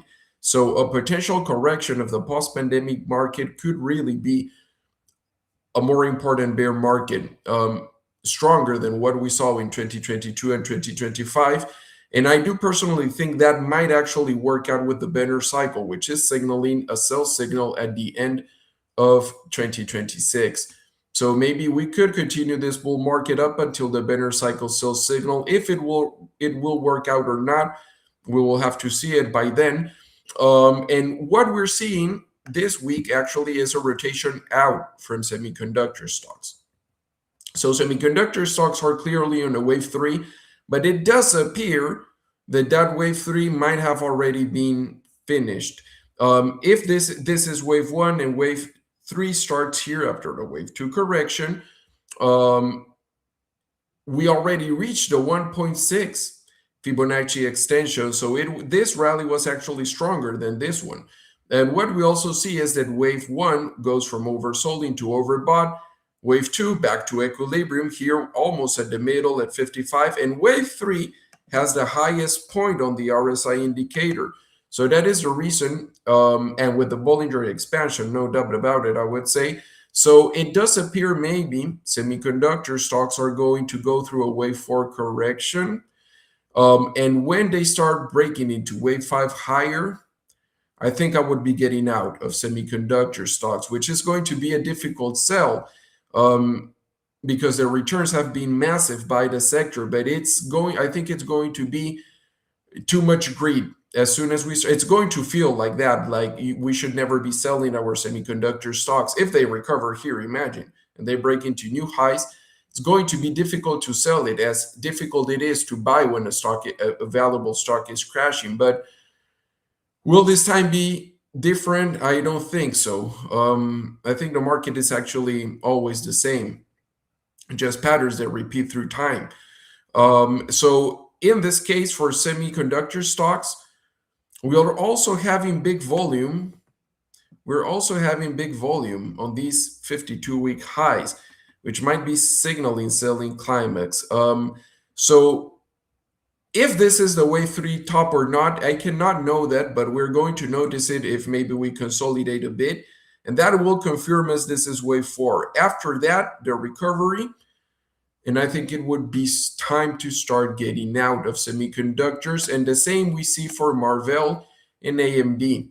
AMD already reached the 1.6 Fibonacci extension from oversold to overbought, wave 1 back to equilibrium, wave 2, wave 3, again, the highest point on the RSI indicator. That's basically one of my favorite tricks to validate my Elliott wave counts, is mapping it against the RSI indicator in the weekly time frame. The behaviors between the waves are pretty constant. So now we actually broke above the 1.6. So from a mathematical Elliott wave point of view, this wave has developed pretty nice to the 1.6. All right. Now I do think we're going to go. For a wave 4 correction, maybe something like this. Maybe we even revisit the 440s, 450s. And then we're going to do one final wave higher for AMD, and then I would be getting out of AMD, especially if we have the bearish divergence. That means we have a higher high in AMD stock price against a lower high on the RSI indicator. That would be my signal that this is a wave 5 Elliott wave structure, a 5-wave Elliott wave cycle actually potentially coming to an end. And of course, we're going to signal it here, don't worry. And now my favorite stock, Marvell. Oh no, this candlestick. So Marvell the same. I do think it already topped in wave 3, all right? Most overbought RSI record in history for the stock. I think maybe it reached 96. That's insane. And what I don't like, unfortunately, about Marvell is the record volume at 52-week highs. This is absolutely institutional. I would say this is strongly looking like institutional money selling into retail chasing this stock. This definitely looks like selling climax. And I love the stock, but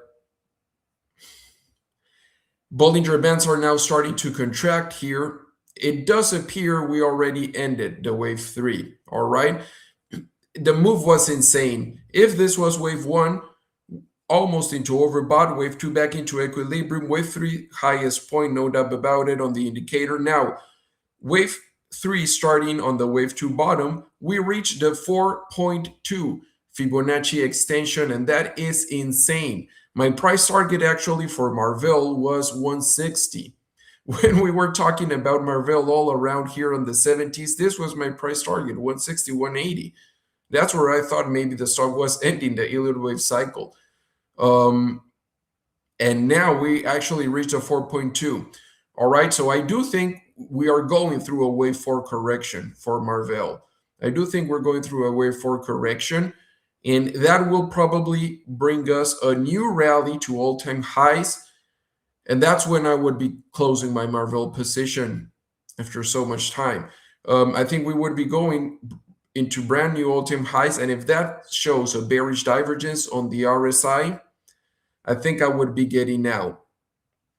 Now, yes, I know Jensen Huang said it's a 1 trillion company, and that brings a price target of 1,100 per share for Marvell. Imagine that. Jensen Huang price target is right here. Right here. So of course I'm pretty sure he knows what he is talking about, but still the topping signals are starting to appear here for Marvell. All right, let's see. Now the stocks I do think that are actually strong, getting stronger, are software stocks. So we can see actually the rotation. We can see here semiconductor stocks. I got in this group all of them: Taiwan Semiconductor, Broadcom, Micron, ASML, AMED, Lam Research, QCOM, Intel. All of them are red. Even Super Microcomputer, all of them are red. Now software stocks, actually all green. And we're actually seeing a bounce here for software stocks. I want to go 1 second into the 4-hour chart just to see that kind of break of correlation. Okay, well, SPY already has a green candlestick in the 4 hours, okay? In the morning it was red, but we got IGV here, strong bounce for IGV. And again, semiconductors, in the 4 hours, it's a big red candlestick. Yes, this is the 4 hours chart, but I think this is an important signal that we might see some rotation. All right, so the 3 stocks I do think are going to outperform the market, and this will be a bit interesting to say, but of course, I would start with ServiceNow, which is giving us a retest of previous lows, basically. And I do think that this is probably my favorite setup right now. We got a potential inverse head and shoulders developing for ServiceNow. All right, maybe it doesn't turn into an inverse head and shoulders. Maybe we drop and we go for a double bottom. Maybe we revisit 82. Maybe even we break a bit lower. All right, maybe we even go for a liquidity catch. But my point is that momentum indicators are extremely, extremely, extremely strong. We have a lower low here in price against a higher low.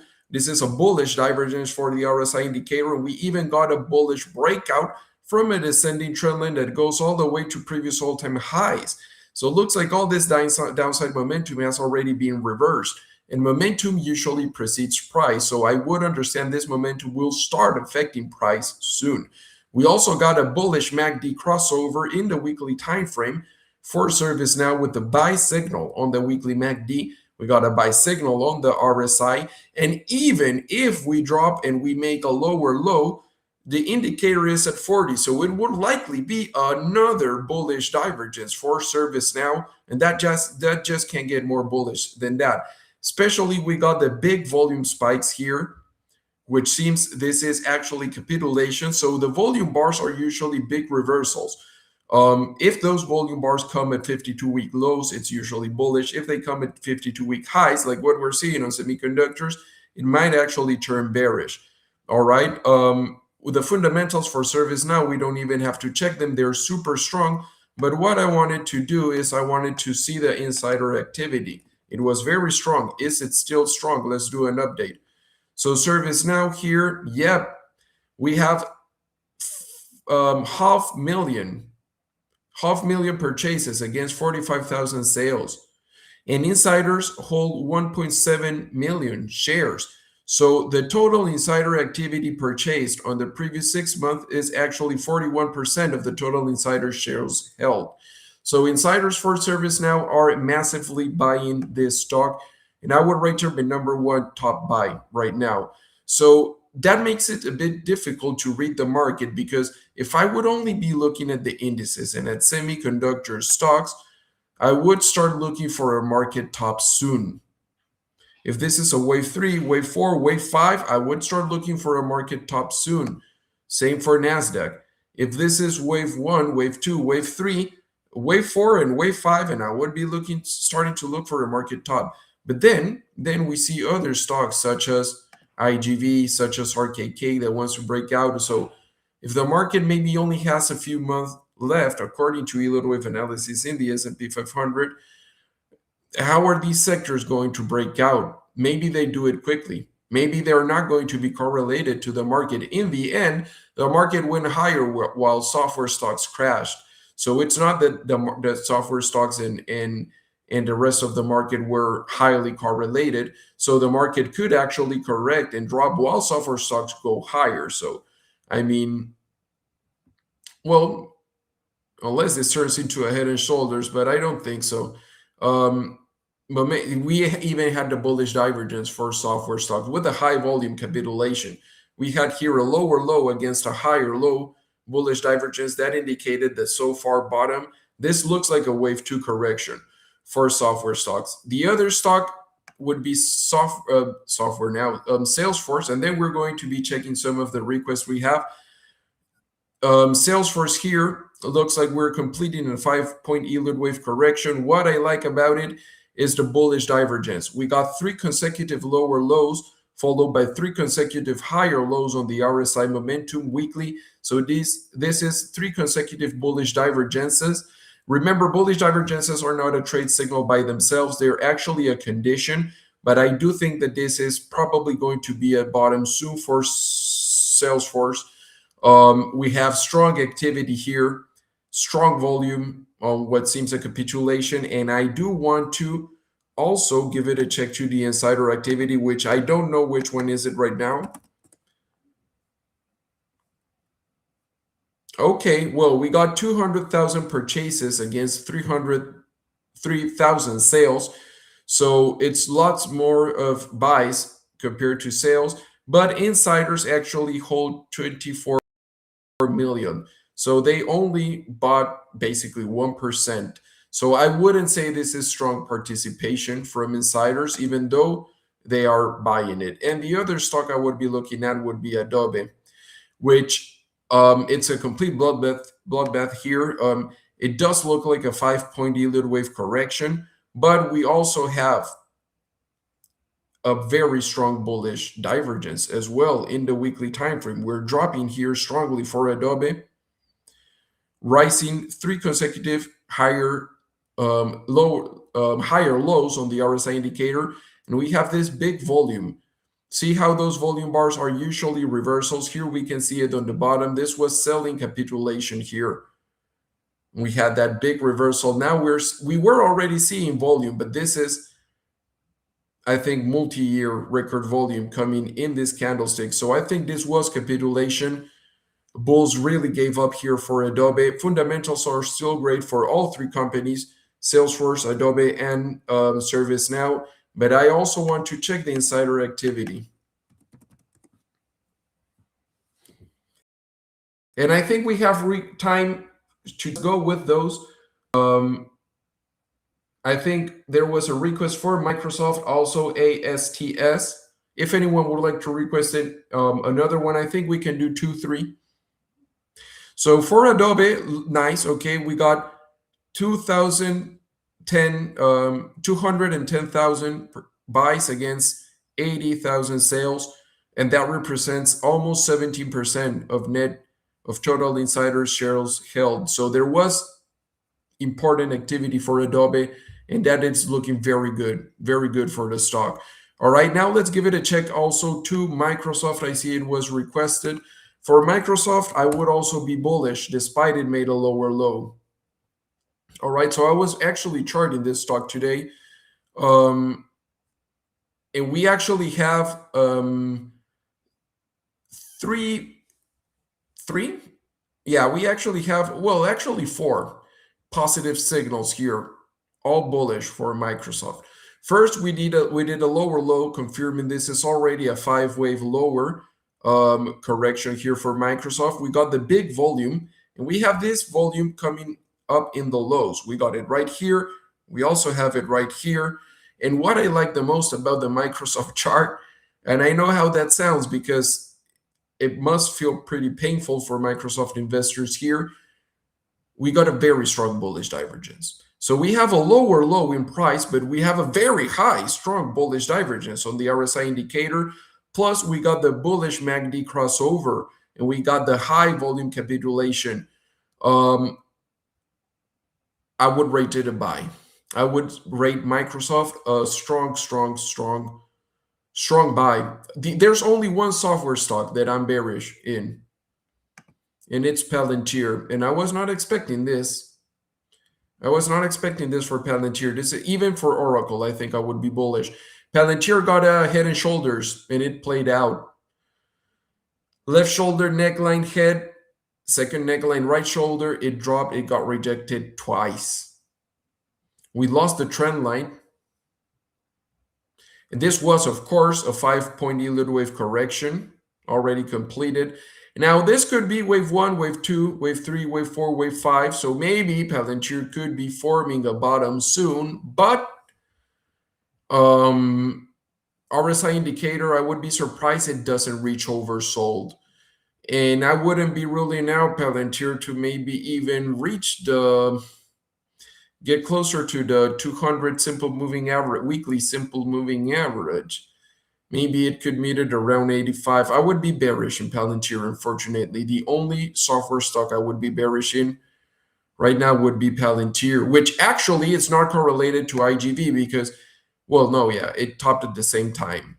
But not necessarily correlated to other software stocks. Other software stocks have been correcting for quite long. I see we have a request here for ASTS, and that's going to be the last one we're going to check. Space Mobile here, this one, right? ASTS. Yes, let's give it a check. Ooh, double top.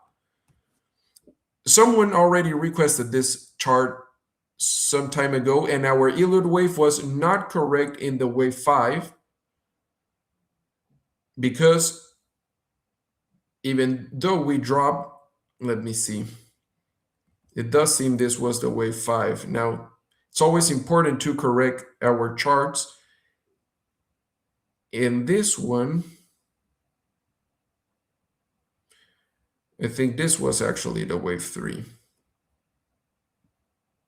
We still got the bearish divergence. First, let me give it a check here to its fundamentals, all right? Ooh, what happened here with revenue? Revenue had a massive spike here, and that was looking good, but we kind of were not able to sustain those levels. All right, no, the price to sales ratio, it's 244. That's too high. No, impossible. This is a 24 billion market cap company, 24 billion, and they only do 14 million in revenue. That's very expensive. Very, very, very expensive. Let me think who other is, okay, for example, all right, for example, ServiceNow is a how much? Oh, okay, no, well, 95 billion. But they make 3 billion in revenue. That gives us a price to sales ratio of 7. Let's get back still to the other one. So I would say that the fundamentals are not there. The technicals, we even have, for the technicals, we even have bearish divergence. We have, oh, no. Here, yep, no. We have 1, 2, 3, 4. I'm sorry, 5. 1, 2, 3, 4, 5 consecutive higher highs, all against 5 consecutive lower highs. We have a very strong bearish divergence on the RSI indicator weekly. And we are even breaking below the RSI pattern. No, well, almost. No, yeah, kind of starting to break down there. This one actually looks like a short. We even have, again, a bearish MACD crossover, and we got falling histogram. And we have the record volume at 52-week highs. I wouldn't call it a buy. Let's see here. What are the, if insiders even sold this, then ASTS, right? Yes, Space Mobile. There it is. Insiders purchased 600,000. They sold 3.2 million. They are holding 23 million. So that represents a 10%, and that's not low. So insiders actually sold 10% of their position. It's not that they got completely out of the stock, but insiders did take profits previous 6 months. And where did that happen? That happened here. Previous 6 months brings us all around here. So insiders were selling on heavy volume, on falling momentum, and now we're breaking down in price. Oh, and not even that, I'm sorry. And that will be all for today. I just noticed I actually stole a minute here. There's something even worse, which I just realized it a bit late. We got a double top here. That's probably the first thing I should have realized. We got a double top. Yep, we got left neckline, right top here, and so far we're holding, all right. But if ASTS actually breaks lower than 63, that's going to be a short setup. That's going to be a short setup, probably all the way to 40, maybe to 40. Especially if that confirms with a breaking down momentum indicator, dropping RSI histogram, price breaking below, Bollinger Bands expanding. We had the insider selling. Apparently, Elliott wave cycle completed. This chart is unfortunately looking bearish here. So that would be all for today. I hope this was a nice live session. I would like to thank you, everyone, for your participation, for your attendance. As always, I would like to thank everyone at the team in Benzinga, Aaron, Ryan, for inviting us here on Fridays to share some market insights. If you would like to learn more about what we do, please don't forget to visit our website, tradingmadesimple.org. We have live sessions. We also have a Discord channel. You can check more about it in our website. And that will be all for today. So thank you, everyone. Overall conclusion, I think semiconductor stocks are losing a bit gas, and we're actually seeing rotation into other sectors. Software stocks, also biotech, genomics, we didn't look at them today, but they're actually looking strong. So I would be looking for long opportunities in software stocks for the following weeks. Of course, if the charts continue signaling what we have seen today. Thank you, everyone, and see you in the upcoming